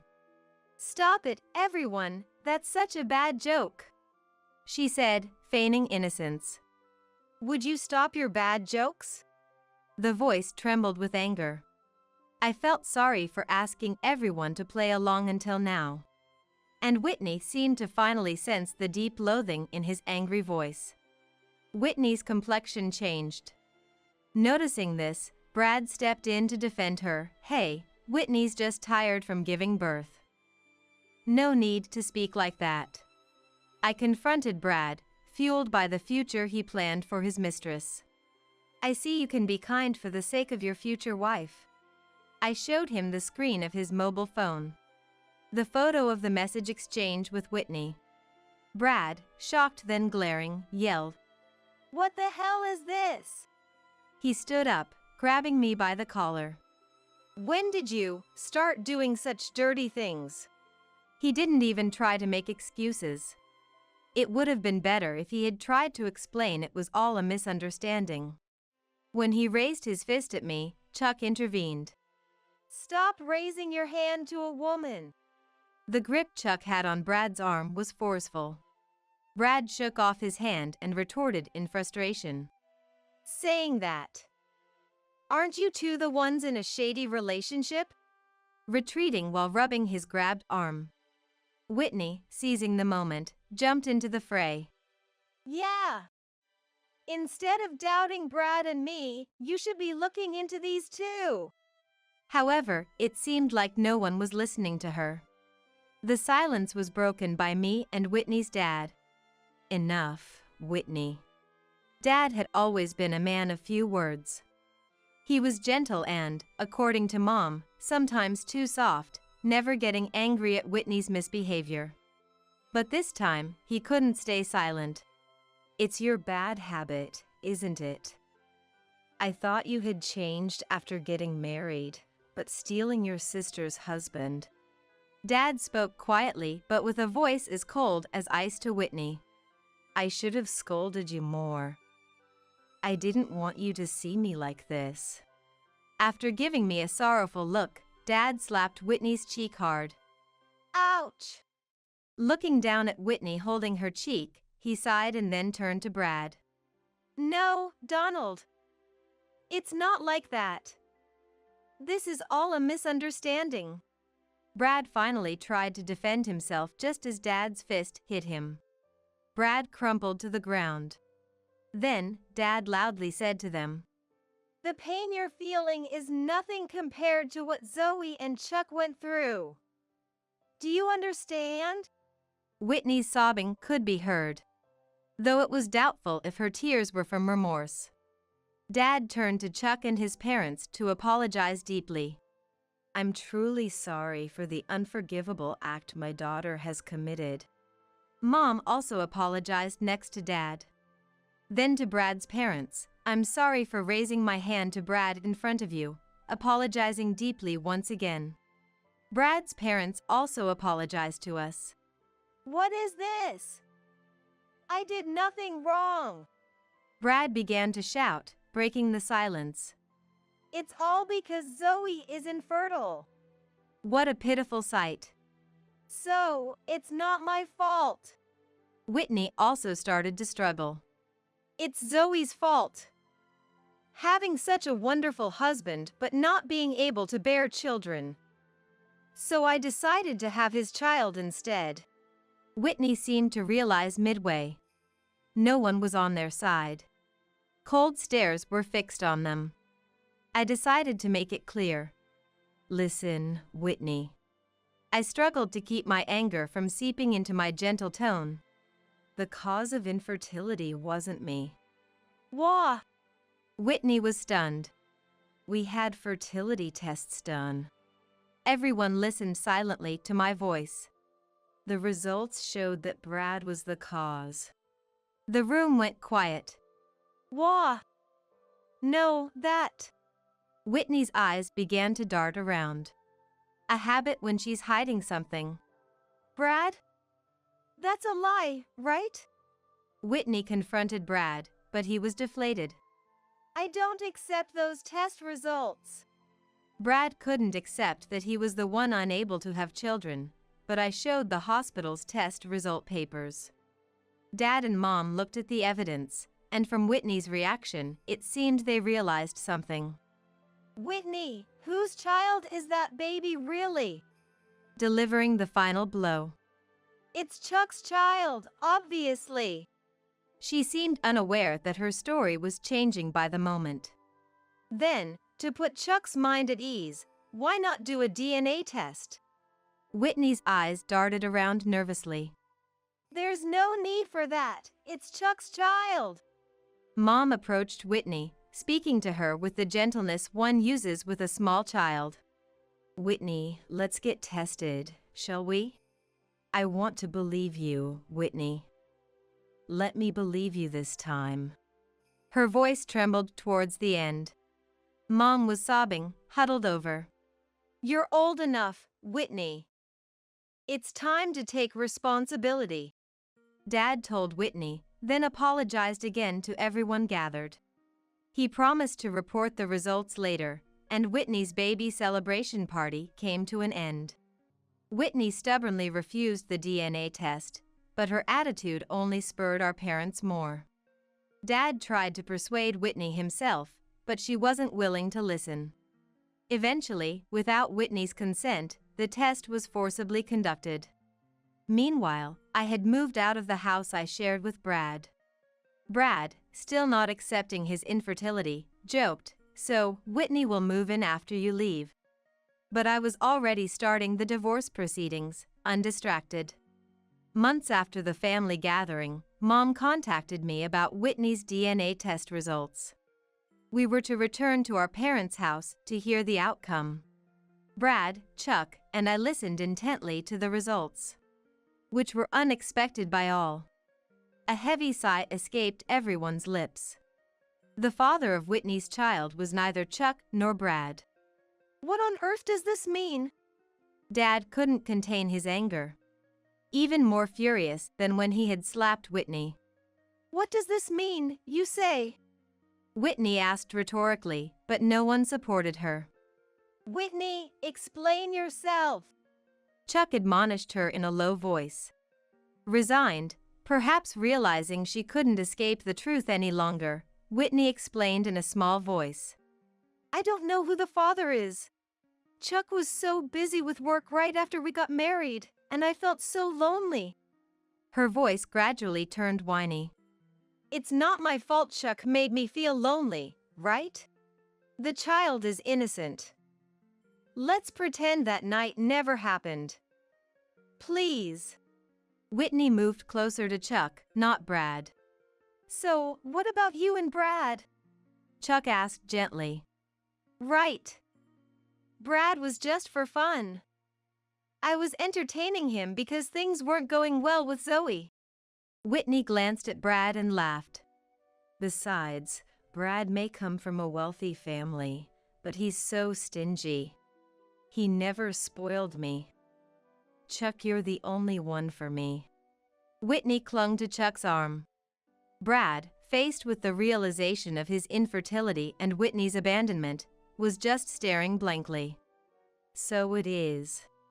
Chuck muttered softly, then forcefully shook off Whitney's clinging arm. Whitney fell off the couch, but Chuck stood up, towering over her. I've had enough. Talking to you any further is a waste of time. His eyes filled with hatred and sorrow. Dad and Mom said, we'll send the divorce papers later. Thank you for everything up to now. Without giving Whitney another look, Chuck left the house. It's the expected outcome, Mom said, placing a hand on Whitney's shoulder. From now on, you're nothing to me. Leave this house immediately. Mom had always ultimately accepted Whitney despite her behavior. But this time it seemed she had reached her limit. I've been too lenient. But don't worry, I won't bother with you anymore. Live strong on your own. We had never seen Mom react so coldly before. But her resolve seemed firm, as if she had come to a clear decision. Dad agreed with her decision, and it was decided that Whitney would be kicked out of the house. So, how long do you plan to stay here? I asked Brad, who was left behind. Brad slowly looked up at me. Then, as if realizing something too late, he asked, Zoe, that kid wasn't mine, right? If so, I'm innocent. Whitney was just playing around, as she said. So, why don't we call off the divorce and start over? I was speechless. After all the mocking, he had the nerve to say that. I have no intention of starting over with you. I wish I never have to see you again. So please, leave this house right now. I grabbed a mop nearby and hit Brad with it. Get out now! I shouted as I chased him out. Later, I finalized the divorce with Brad. I had gotten along well with Mil and wanted to keep in touch, but it wasn't to be. Mil and I had a farewell meal together, mourning our separation. Upon learning of my divorce with Brad, Whitney, who had been hesitant, agreed to divorce Chuck and finally left the family home. She seemed to intend to move in with Brad, but he refused her. Brad, too, was no longer in a position to support Whitney financially. After our divorce, Brad left his job due to discomfort at our shared workplace.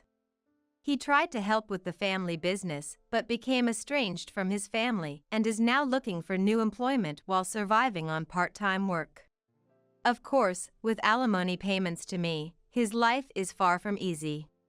Whitney moving in would be nothing but a nuisance, especially considering she played with his feelings. Shunned by her family, abandoned by Brad, and pursued by Chuck for alimony.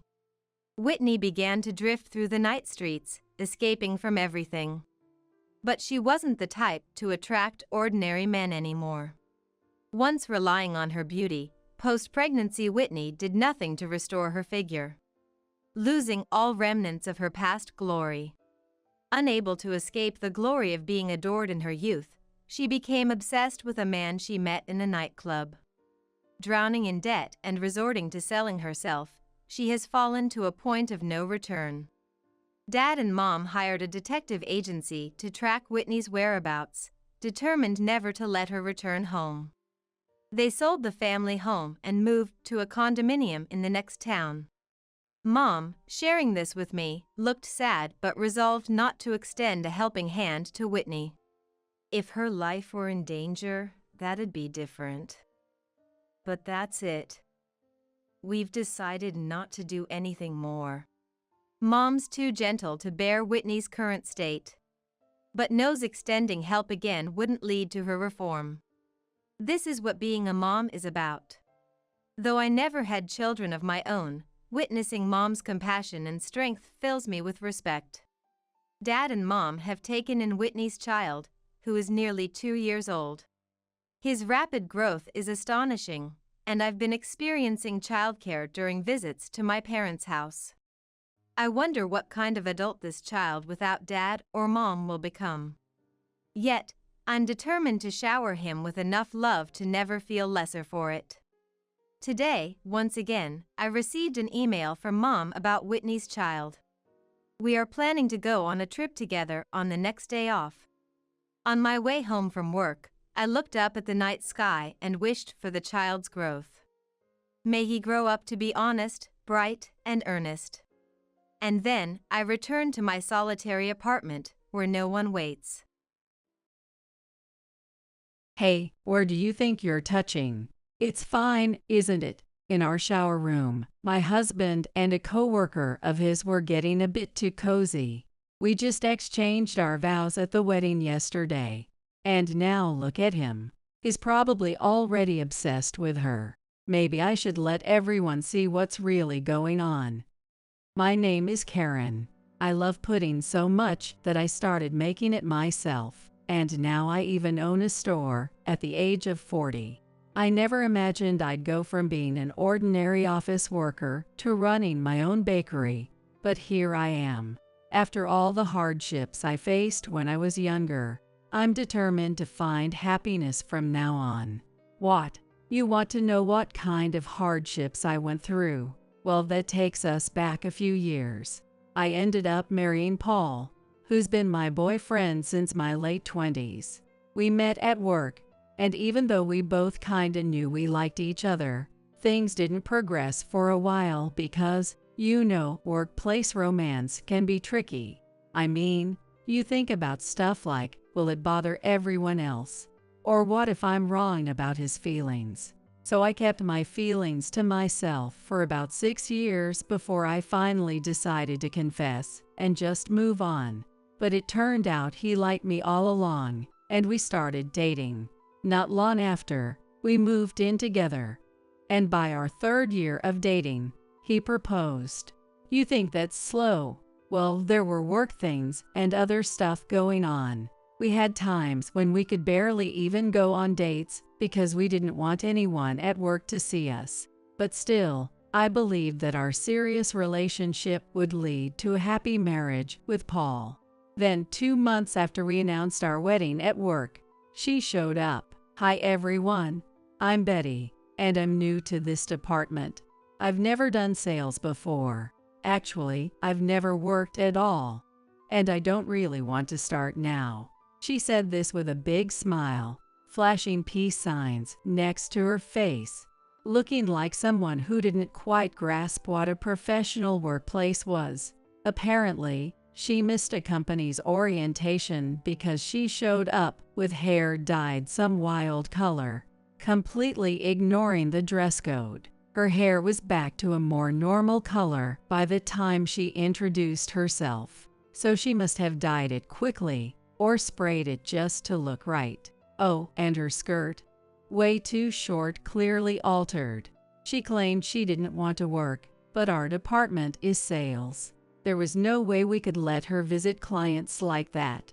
We all wondered how someone like her even made it through the hiring process. If she had gotten in through connections, it would have made sense, but that wasn't the case. The turnover in sales was high, but things were getting desperate due to our staffing shortages. Karen, I don't get Excel at all. Betty came to me with a question. What part don't you understand? I don't even know what I don't understand. That's how it is at first. I'll go over it with you, and we can take it step by step. You're not going to do it for me. You want me to do it, what? I was stunned by Betty's response. It's your work, right? I said, trying to make her understand. Well, it's not really my work, is it? It's just that the company happened to assign it to me, but it's not really my responsibility, right? If you think like that, you won't get any work done. We have to change this kind of mindset, or the company is just going to keep going downhill. She spouted off some half-baked logic that made it really hard to deal with her. Honestly, I wanted to snap back with something like, "It's not my job to fix your attitude either," but I held back, knowing it would be immature. The difficult person joined us today. In the end, I had no choice but to force Betty, who flat out refused to work, into learning the job anyway. A few hours later, the person who came to report that the work was finished wasn't Betty, but my colleague, Tom. "Where's Betty?" I asked. "Betty went home." "What? Why?" She said her pet was having stomach issues. Whether that's true or not, I don't even know how to react. Who allowed her to leave for such a reason? No one, actually. I was speechless at his response. Seeing my reaction, "I get it. I really do," he said with a strained smile. "I couldn't find her after a while, so I checked her desk and found a note about why she left. That's when I decided to take on her work." "What? I can't believe this. What does she even think this job is? A game, probably." Tom laughed in disbelief while I stood there, fuming. Then Paul, "What's going on?" "Something happened. Came over. The new hire." "Calm down. Who are we talking about?" "Betty. I've been in meetings all day, so I barely saw her." "Is there an issue?" Tom responded, "So far, she's been nothing but trouble." To Paul's question, Paul's face tensed up. "Really?" he muttered. "Paul, why don't you take over her training? You handled Jim really well back then." Paul scratched his head. As Tom suggested it, Jim was someone who had trouble with both language and numbers. He lacked any sense of etiquette and was just the worst. But when Paul took over his training and worked with him one-on-one, Jim ended up becoming one of the top performers in the sales department. He's still bad with numbers, so we all help him out in that area. The boss, overhearing Tom's suggestion, "So Paul, you'll take over training Betty." I was just thinking about who to assign to that. Suddenly jumped into the conversation. "Assign? More like shove it onto me without asking first," Paul replied. And he wasn't wrong. With Jim, too, it had been basically forced on him, despite his many protests. "Come on, Paul, you're the best person for the job," the boss insisted, leaving Paul with no choice but to take on Betty's training. I couldn't help but think how tough it must be for Paul. "Paul, let's go to lunch together," Betty said, pressing her chest against Paul's arm. Needless to say, I wasn't too thrilled about the sight. Ever since Paul became Betty's trainer, she's been all over him. Of course, since he's her direct supervisor, and they have to work closely together, I tried to brush it off, thinking this was just part of the job. I tried to be understanding, but no matter how I looked at it, Betty's behavior was far from professional. She would pretend to stumble just to throw herself into Paul's arms. And not even an hour after he took over her training, her blouse had 2 extra buttons undone. In the end, she made it blatantly clear, "Paul, you're so handsome. You're just my type." Or even, "I wish I could go out with someone like you, Paul." She was really laying it on thick. Our colleagues all knew about our relationship. "Doesn't that bother you?" So much so that some even asked me. Of course it does. But since Paul had been rejecting her advances and setting boundaries, I decided to keep quiet about it, even though Betty was clearly overstepping. "Don't touch my husband" isn't something you say in the workplace. I didn't want our relationship to make things awkward for everyone at work, and mixing personal matters with business wasn't what I wanted either. So I kept quiet. But, Betty, you're getting way too close to Paul. Paul is married to Karen, so you need to be careful with how you're acting around him. Even if they weren't married, this is a workplace. It's really uncomfortable to watch this kind of behavior. It was my coworker, Jane, who said this. She had been worried for some time about how Betty was getting overly close to Paul, even though he was my husband. And it seemed like she finally couldn't stand it any longer.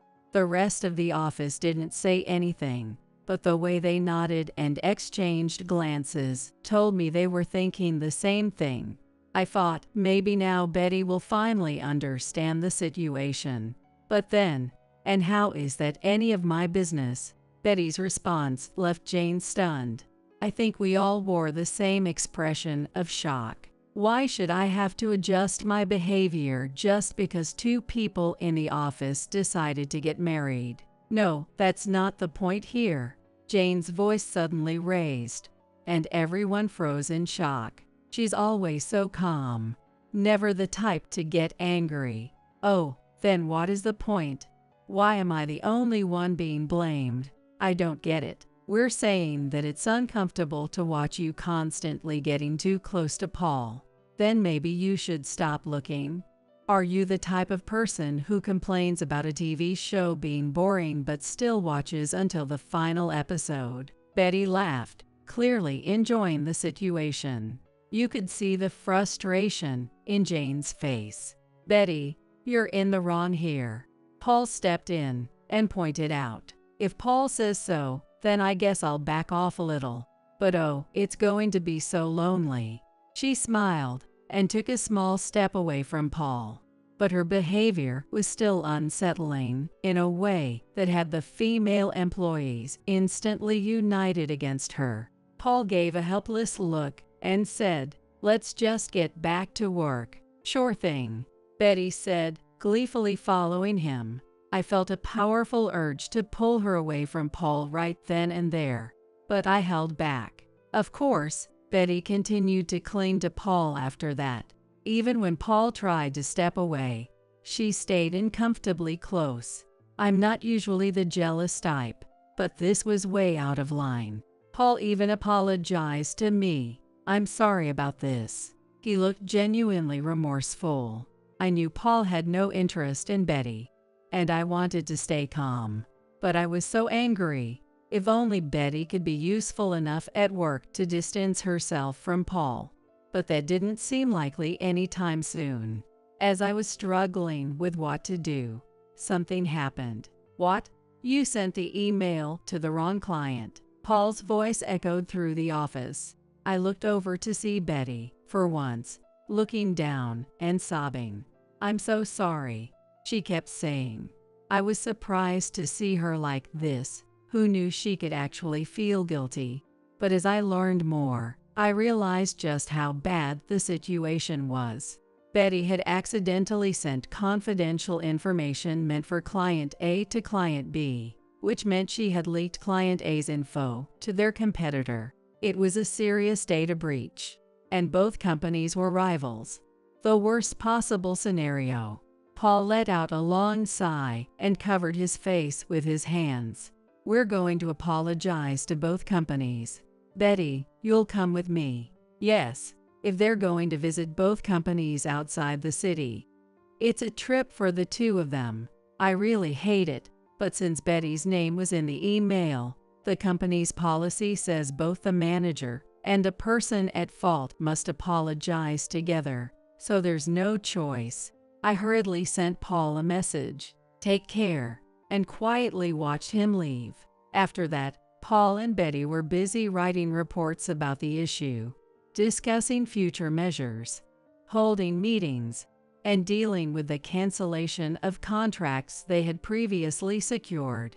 Because Betty was completely incapable of handling work, Paul, who was already swamped with other tasks, had even more on his plate. Perhaps out of guilt, Betty started taking her work more seriously. staying late alongside Paul. This all happened just 1 month before our wedding. Their work seemed never-ending, day and night blending together. And it was so hectic that there was a real possibility Paul would not be able to take time off for the wedding. The company that had received the leaked information was apparently furious, and not only did they handle multiple projects with us, but now they were considering whether they should continue doing business with us at all. In an effort to rebuild trust between the companies, Paul and Betty, along with our boss, went to the client's offices nearly every week to discuss the company's situation and outline future plans. Because of this, the number of days when I didn't see Paul grew. To think this is happening right before our wedding. Most of the messages I sent him went unanswered, but with how busy he was, it made sense. He probably didn't even have time to glance at his smartphone before collapsing into bed. If he was even getting any sleep at all. I was worried, but I tried to convince myself that this was just another trial for us as a couple. Until one day, "Hey, have you noticed something lately?" "You think so too. Paul and Betty seem pretty close, don't they?" I stopped in my tracks when I overheard my coworkers chatting in the break room. "What? But it's all work, right? They're staying late because of that issue, right?" "Well, actually, I heard things have calmed down quite a bit on that front. Sure, there are some loose ends to tie up, but it sounds like Betty's been surprisingly useful." "Wait, what? Are you saying it's the power of love or something?" "Don't make me laugh. Come on, that's not possible. Carl and Karen are getting married the day after tomorrow." "Yay, you're right. You've been watching too many cheating dramas. Maybe have a little more faith in people." They laughed again, but I couldn't laugh at all. Everyone knew Paul and Betty had been busy. That much was true. There was no time for an affair. Or so I thought. But when you spend that much time alone with someone, it does make you wonder. I had never questioned it before, but hearing my coworkers' words made me look at everything in a different light. Paul and Betty were out on a business trip again today. There were official records showing their meetings with the client, so it wasn't a lie, and there were traces of communication between the client and our company, confirming the interactions. So, no, it really wasn't a lie. Paul was going to make it to the wedding, but there was a dinner with the client the night before, so he wouldn't be back until the day of the wedding. Is this really true? I wanted to trust Paul, but the anxiety wouldn't go away. It must have been affecting me emotionally. I ended up falling sick. I felt childish, but I couldn't focus on my work. I ended up leaving work early the day before the wedding, and then the wedding day arrived. Paul and Betty arrived at the venue together in the same taxi. I blurted out, Paul," looking completely unbothered. "Oh, I just came along since we were headed to the same place," casually replied. I mean, it's not a weird thing, but after overhearing that conversation in the break room, it just doesn't sit right with me. I started thinking I shouldn't have invited Betty to the wedding at all. But then again, the company basically forced us to invite everyone, so there wasn't much I could do about it. Paul wanted to take a shower, so we hurried to ask the venue if we could use one of the hotel rooms attached to the place. After freshening up, Paul changed into his tuxedo, and I got my makeup done, and we both rushed off to greet the guests. It was non-stop. Before we knew it, the entire day had passed, and we barely had a moment to talk. I'm exhausted. Paul dove into the bed the moment we got home after the reception and the after-party. "You really worked hard today. It was quite the event," I said to him, and Paul replied, "Yay, seriously," still with his face buried in the bed. Yep, that's the Paul I know. That strange conversation between my coworkers, it's probably just rumors after all. So I decided to bring it up lightly. The other day, I heard some coworkers talking about something weird. Weird? Paul glanced over at me. Yeah, they were saying there's something going on between you and Betty. I was shocked. I mean, of course, that's not true, right? I laughed, but Paul's expression suddenly tightened with a nervous look. That reaction felt off. Oh my God. And I instinctively muttered. Paul quickly followed up. No, I was just so surprised by such an unexpected thing. He laughed awkwardly. Then, he changed the topic. It's not strange to be caught off guard by something unexpected. But why did it seem like he was momentarily speechless because he got caught? I want to believe Paul, but my gut is telling me something's wrong.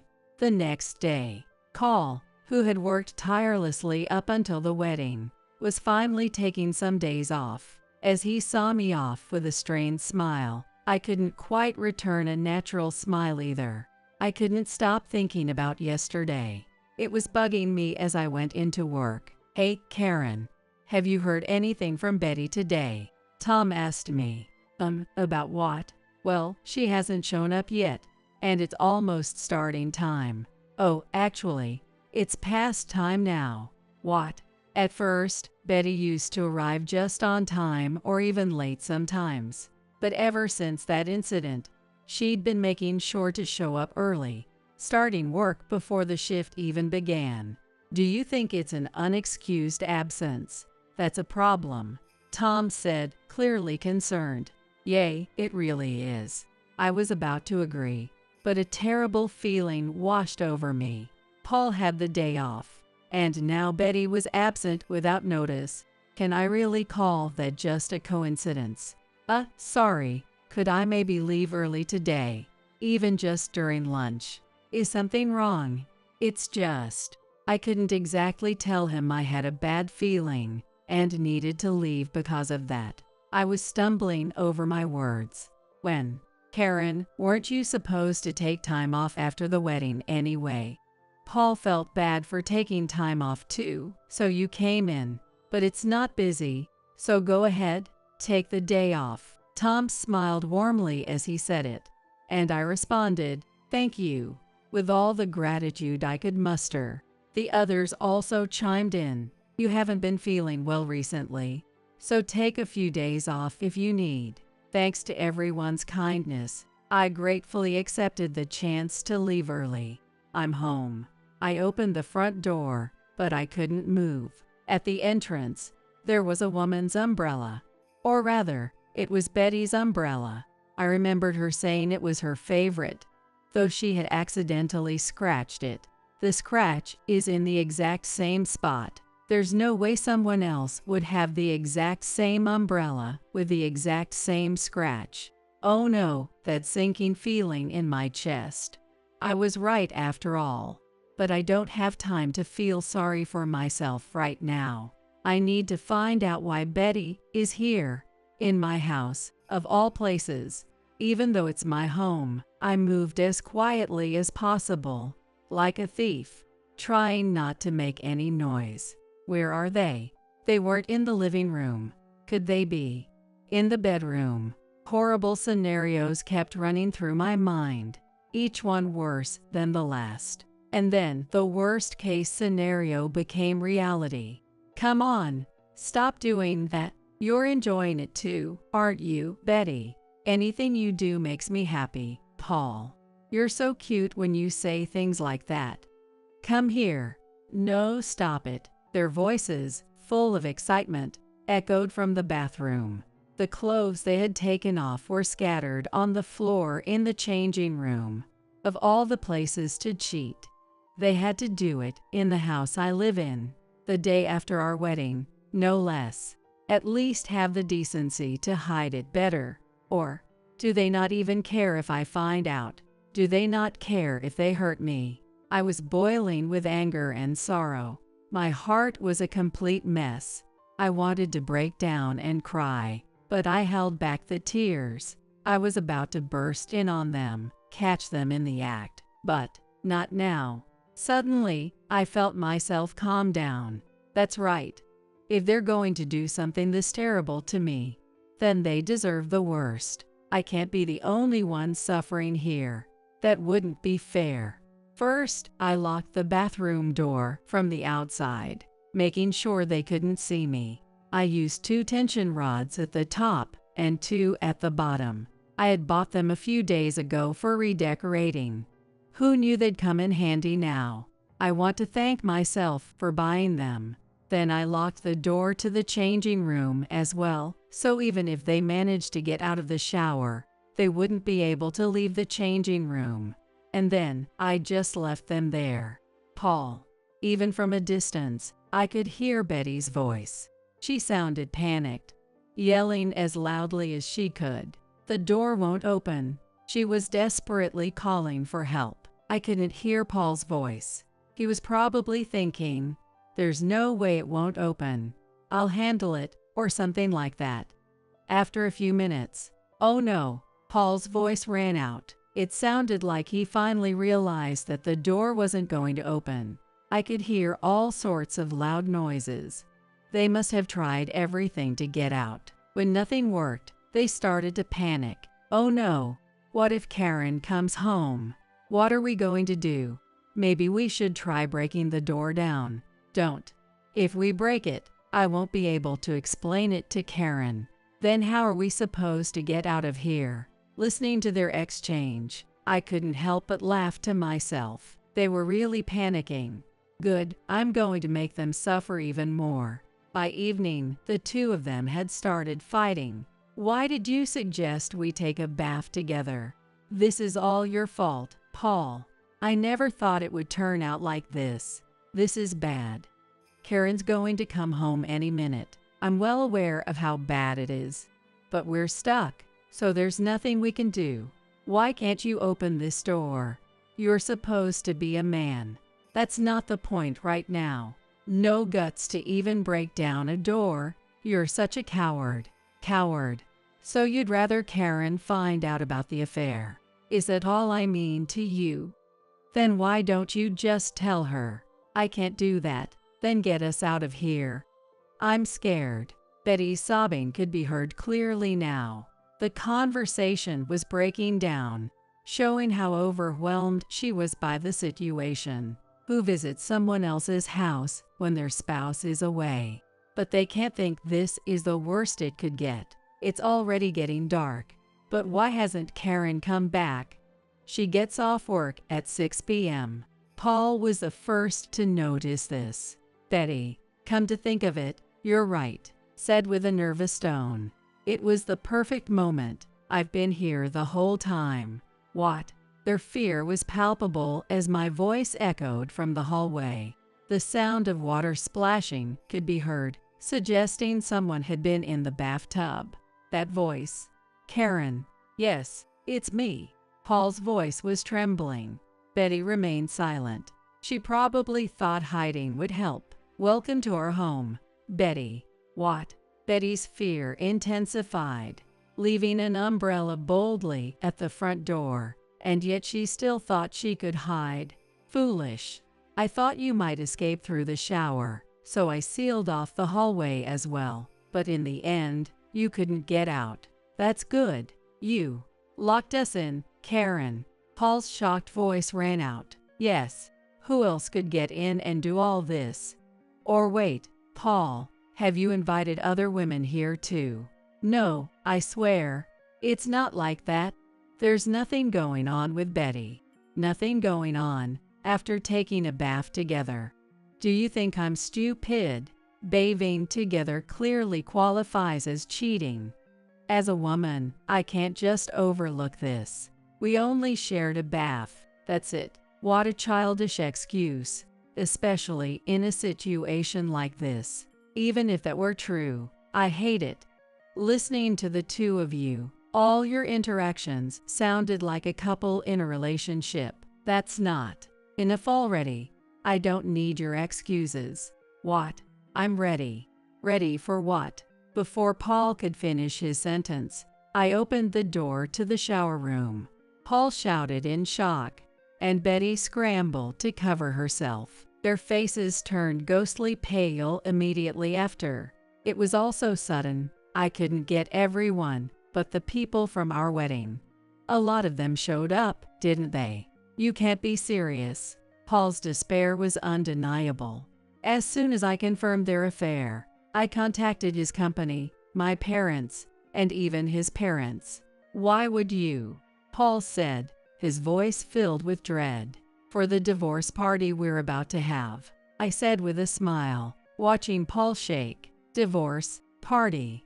Thank you all for gathering on such short notice. Now let's start the divorce party between me and Paul. Cheers erupted from the room as I made the announcement. Paul and Betty stood frozen, unable to process what was happening. We can put some clothes on, right? Paul, now more composed, asked in desperation. What? I thought you loved taking baths. Paul loves them so much, he'll even bathe with random women. Maybe he should just stay in there forever. Shall we begin our party?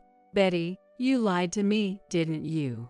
The first person to speak was the supervisor from another department. He was someone who had worked with both Paul and Betty to try and resolve the issue.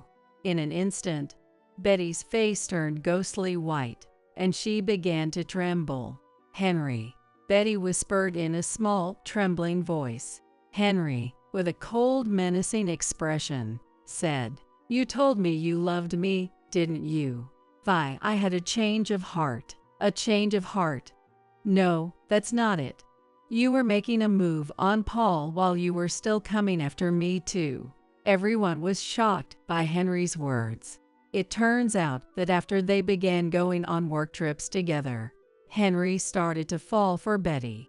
He said he was impressed by the way she worked so hard, facing every mistake head on. Is that how people from other departments see it?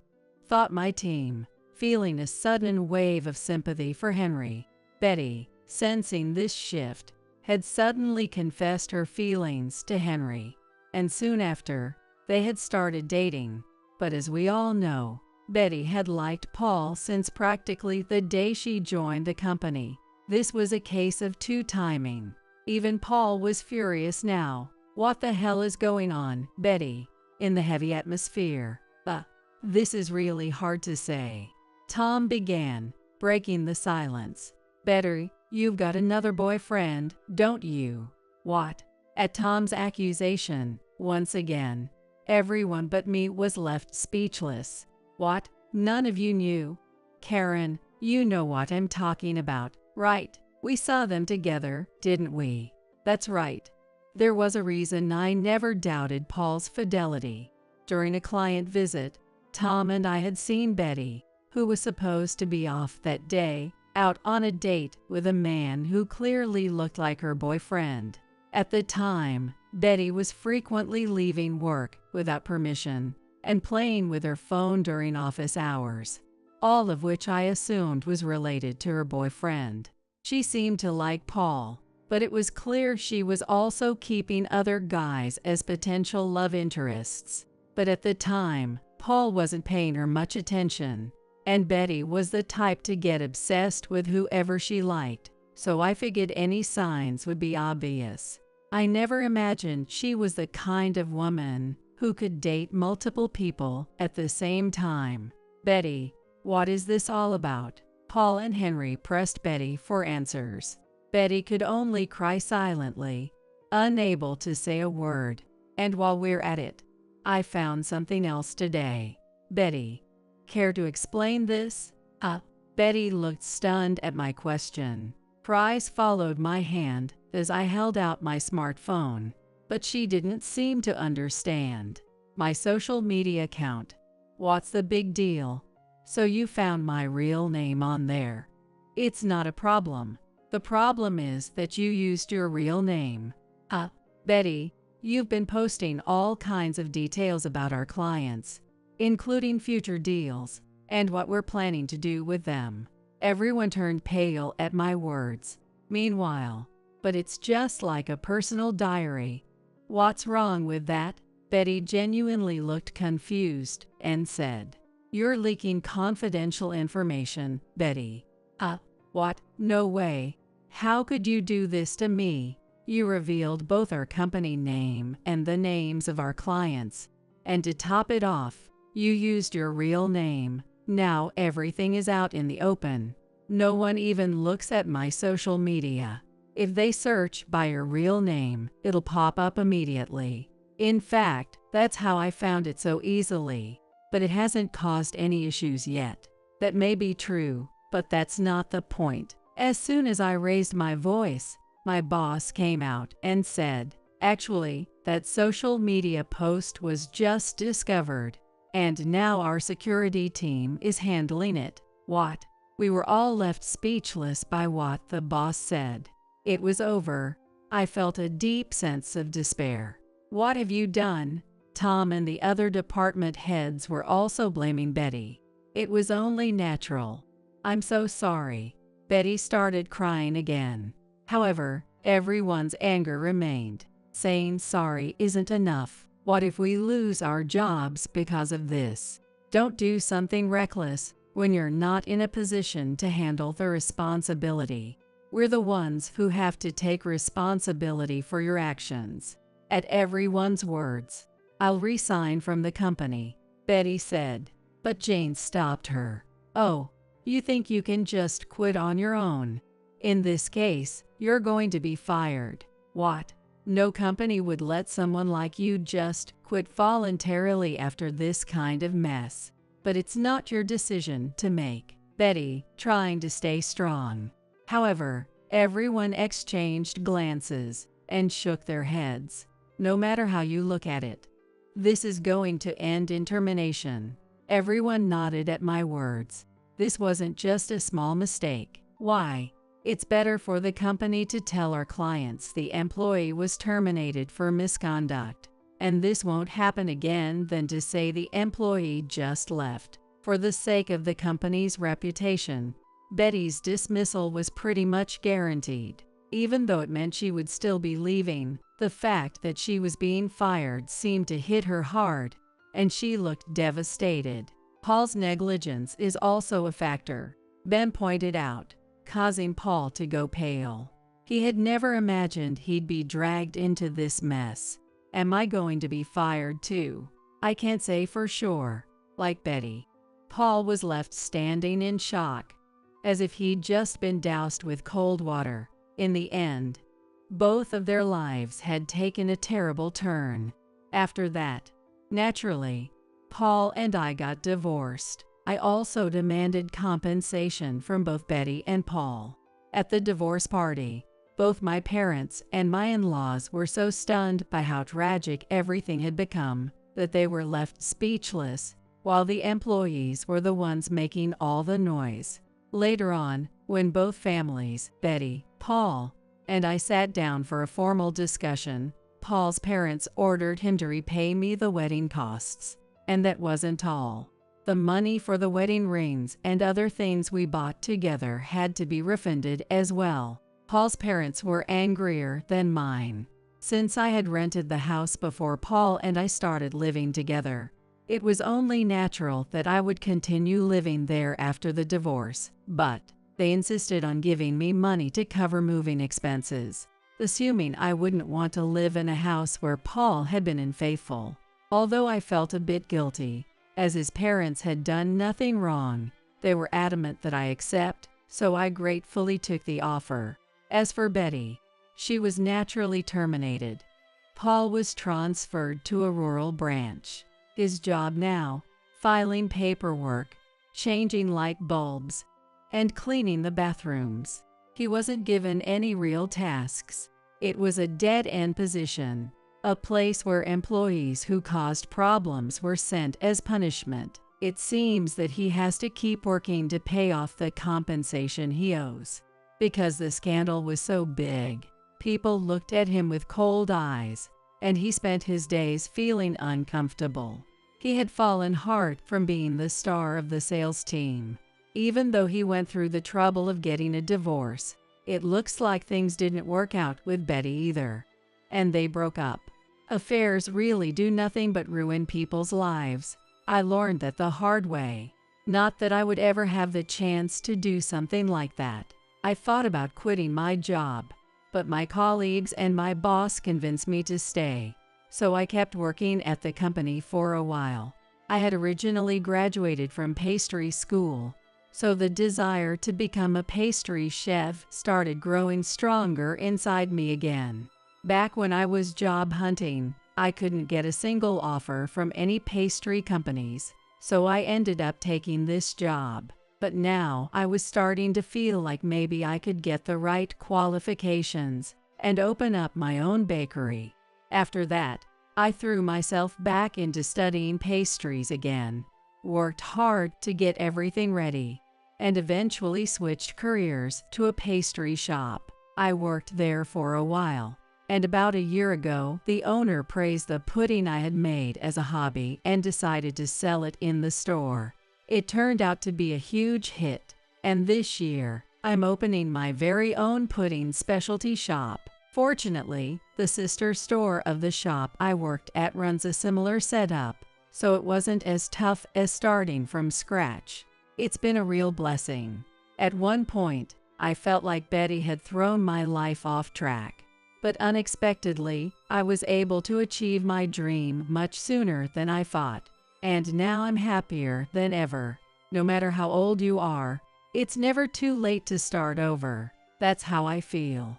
Some of my old colleagues still come by my pudding shop. They've gone from being work buddies to real friends, and I want to keep nurturing those relationships. That's what I think about while making pudding every day. I know our family is struggling with debt right now. If you get married, we can pay off the debt with the wedding contribution from your spouse's family. You're 18 now, old enough to marry. Marry Freddie. In other words, I was being told to marry that overweight man named Freddie, all for money. For a moment, I thought it was utterly unreasonable, but then I realized I had only two options. Either plunge into a hell of debt by refusing to marry or spend my life with Freddie. As these were the only choices swirling in my head, I remembered something. I was willing to do anything to get out of this house. The story goes back over a decade. My name is Felicity. I grew up being treated terribly by my parents. My father died in a car accident when I was 3. He was a very kind man, but Mom apparently didn't like him very much. I have no memories of being loved by Mom, probably because I resembled my father. Mom remarried just 6 months after my father's death. According to her, she had been involved with my adoptive father even when my father was alive. Mom and my adoptive father, who had betrayed my kind father, treated me horribly. I was treated as if I didn't exist, and my pleas were always ignored. It seemed to get worse after my sister Olivia was born. Mom and my adoptive father adored Olivia. Unlike Olivia, who received all of their love, I was always treated as an outcast. They did give me birthday presents every year, but they were small things like pencils or erasers, while Olivia got anything she wanted. Even at Christmas, Santa Claus never came for me. When I was little, I often cried alone, hugging my knees, thinking that Santa didn't come because I was a bad child. During those painful days, something happened. I was 7 years old. On a day when heavy rain was falling due to a hurricane, Olivia got a fever. My parents, who adored Olivia, were in a panic. My adoptive father told me to buy a sports drink for Olivia. Reluctantly, I went out in the pouring rain wearing a raincoat, but my small body struggled against the strong wind and heavy rain. Moreover, our house was in the countryside, and it took an hour to reach the nearest supermarket on my little legs. When I finally reached the supermarket after great difficulty, I was shocked. I couldn't find the wallet I thought I had brought. I might have dropped it when the wind knocked me down. As I was about to turn back, tears welling in my eyes, I suddenly heard, "Wait a minute," from my older brother. The high school student-like older brother said, "Are you alone? It's dangerous in this weather." in a kind voice. I burst into tears at his gentle demeanor and explained my situation. I desperately told him about my sister's fever and how my parents had sent me shopping, and the older brother seemed to understand my situation. "You don't need to look for your wallet. I'll help you with the shopping," he said, and he helped me with all my shopping. I had lost my wallet and couldn't pay a single dollar, but my older brother told me not to worry and even gave me the change. He also took me close to home in a taxi, and I felt the kindness of others for the first time in a long time. "Thank you, big brother," I said with all my heart as I got out of the taxi, and my older brother's gentle smile was very impressive. I, who had spent such a childhood, turned 18. When I was a child, I only felt constrained by being treated differently from my sister, but now, as an 11th grader, my problem is money. Mom and adoptive father were against me going to high school in the first place.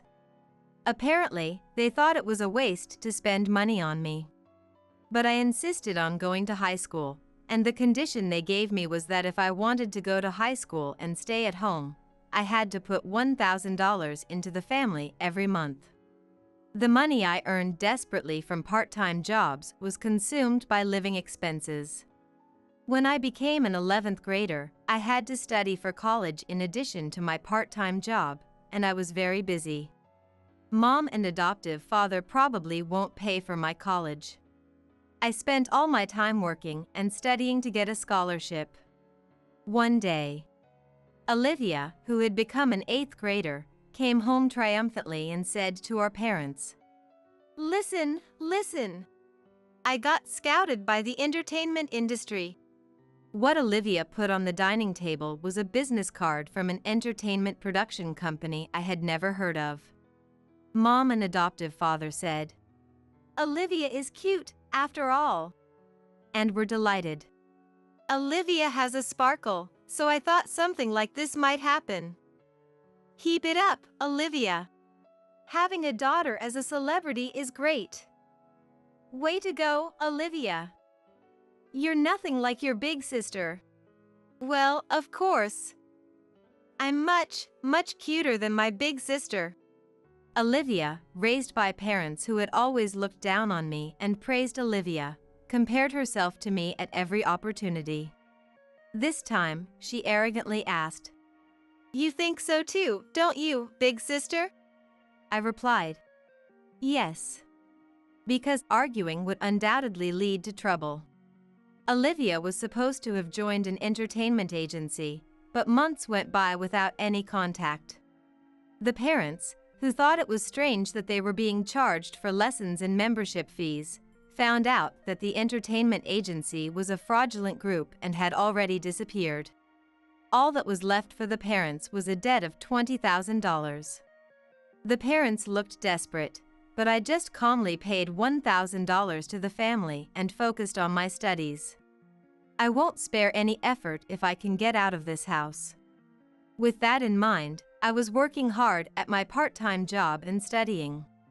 A few weeks later, when I got home, I heard an unfamiliar voice from the living room. Wondering what it was, I was about to go up to my room on the 2nd floor when I heard adoptive father calling me from the living room. Wondering what it was about, I peeked into the living room and found two unfamiliar men besides adoptive father. One was a man of the same age as adoptive father, and the other was a very fat man. As I was surprised by the size of the man sweating in the air-conditioned room, adoptive father introduced the two. "This is Mr. Newell. Say hello." "Ah, nice to meet you." As I hurriedly greeted them, the two men smiled and looked at me. Mr. Newell is a well-known large-scale landowner in this area, known to everyone. Why would such people come to our house? As I was puzzled, adoptive father said something outrageous. "Mr. Newell's son, Freddie, is your fiancé. Be polite." "What?" Startled, I raised my voice, and adoptive father, looking flustered, took me out into the hallway. "What's going on?" I asked adoptive father in a whisper, and he answered in a whisper as well. You know we're in trouble with debt. If you marry, we can pay off the debt with a wedding contribution from their family. You're 18 now and can marry. Marry Freddie. In other words, I had to marry that fat man, Freddie, for money. I thought it was utterly unreasonable for a moment, but I realized I had only two choices. Either reject the marriage and plunge into debt hell, or marry and live with Freddie. As those were the only two options swirling in my head, I remembered. I was willing to do anything to get out of this house. Are you done talking? What do you think, Felicity? Will you marry our Freddie? Mr. Newell, who had been waiting in the living room, asked me anxiously. I answered with a smile. Yes, gladly. And so, I was to marry Freddie. That very day, I was told to live at Freddie's house right away and was kicked out of the house. With only my study materials, Freddie asked, "Don't you have any clothes or anything?" But I had never bought cute clothes. "That's all I have," I said. Freddie lowered his eyebrows and said, "I see." Mr. Newell, no, my father-in-law, was a well-known landowner whose name I had heard, but he was a very friendly person. His car drove through a large gate and into a vast estate. And it stopped in front of a solitary house. This is a separate house I built for Freddie when he got married, but Freddie couldn't find a spouse. I'm glad a wonderful woman like Felicity is marrying him. I live in the main house, so Felicity, you should live here with Freddie. With just a brief explanation, my father-in-law said, "Well, I'll leave it to the young couple," and left Freddie and me behind. Suddenly alone, I was a bit wary of Freddie, but he calmly showed me around the separate house. And he brought me to a spacious room furnished with furniture, saying, "This is your room, Felicity." The inside lock works, and if you're worried, don't hesitate to ask for a key change. I won't lay a finger on you, Felicity. I've told your parents that we'll cover your high school expenses. You should reduce your part-time job if you can. That way, you can study more. If you want to go to college, I'll let you go. I blinked at the unexpectedly good treatment. Freddie even said he had no intention of getting a marriage license, and that we would have a common law marriage, so I could go to another man if I found one I liked. Far exceeding my expectations, I inadvertently asked, "What is this marriage for? I feel like I'm the only one benefiting."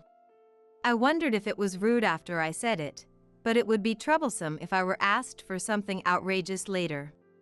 Thinking I should check just in case, I waited for Freddie's words, and he began with, "I might be meddling, but..." and then answered, "I thought you might be in trouble, Felicity. Do you remember when you went shopping on the day of the hurricane when you were little? We met then, but do you remember?" I was taken aback. There's no way I wouldn't remember. I still remember the face of the kind older brother from that time. I realized that if older brother gained weight, he might look like this. Are you the older brother from that time? I'm sorry, I didn't recognize you. It can't be helped since I've gained a lot of weight. Stress from becoming a working adult made me eat too much. But you haven't changed, Felicity. When my dad showed me your picture and asked if I wanted to marry you, I knew right away it was you. Are you still being discriminated against and suffering like your sister? Just like on the day of the hurricane, Freddie spoke to me kindly, and I nodded. Then Freddie smiled to reassure me. It's okay now. You don't have to worry about money or being treated badly anymore. You can live freely in this house, okay? Touched by Freddie's kindness, tears welled up in my eyes. In front of Freddie, who hurriedly handed me a beautiful handkerchief, I cried, and from that day on, Freddie and I started living together. I spent my first ever free time studying.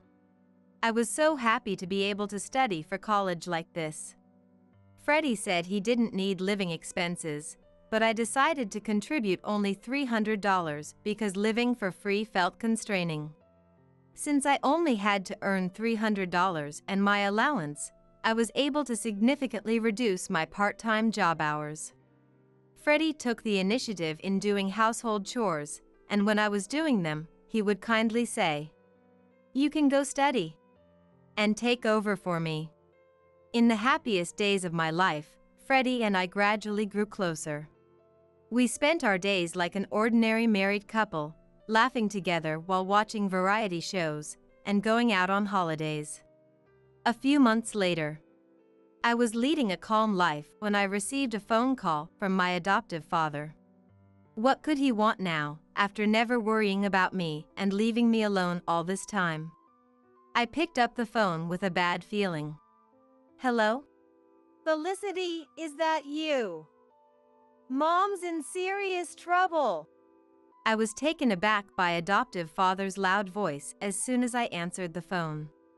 According to adoptive father, Mom had fallen sick and needed immediate surgery, so he was calling to ask me to transfer $10,000 to a specified account. Mom had neglected me since childhood, but she was still my mom. Facing a life-threatening situation, I couldn't just ignore her. "What happened all of a sudden? Which hospital and what kind of illness?" When I asked out of concern, adoptive father hesitated, saying, Well, it's the hospital, but..." I began to feel something was off as adoptive father suddenly became flustered. He couldn't even name the disease, which was clearly suspicious. "You're lying, aren't you? Enough, don't call me for such nonsense." "Wait. Okay, I admit it, I lied. The truth is, I had an accident recently, and I'm being billed $10,000. According to adoptive father, he had crashed his car the other day, and the person he hit was a scary guy. He was now being billed $10,000 for repairs and medical expenses, and he claimed he couldn't pay. My irritation with him grew. "You're probably lying again." "It's true this time. Please, Felicity, ask Freddie to transfer the $10,000. You're all we have left." I snapped at adoptive father's desperate plea. "Don't mess with me. I can't believe you called after so long just to ask for money. Neither you nor Mom ever cared about me, not even once. And now you want me to help you? That's too convenient. No matter what you say, I have no intention of transferring the money. Goodbye." Ignoring adoptive father's plea to "Wait." I hung up the phone and blocked the numbers of adoptive father, Mom, and Olivia. A few weeks later, as I happened to pass by my family's house, I noticed it was vacant. A gossip-loving neighbor lady approached me, and from her, I learned that the story about hitting a scary guy's car was true. According to the neighbor lady, my parents and Olivia had secretly packed their bags and left the house at night. They must have fled and are likely living a hidden life now. Living in fear must be incredibly stifling. Thinking about it, I felt a sense of relief deep in my heart. Meanwhile, I was living happy days. I had completely fallen in love with Freddie. Though Freddie, who was 10 years older than me, was often hesitant about dating me, my persistent confessions led to a decision to start dating once I graduated from high school. Freddie even took time off work to attend my high school graduation ceremony. As he accompanied me in my eating and exercise habits, Freddie slimmed down to his original figure and transformed into a handsome man. My friends were envious when I proudly introduced him as my boyfriend. After my high school graduation, Freddie and I submitted our marriage registration to officially get married. When I said I wanted to marry, Freddie nodded in agreement, so we decided to submit the marriage registration. It would take a little time for the marriage certificate to be issued, but now we were officially a married couple, not just in a common law marriage. On the way home from the city hall, we held hands for the first time.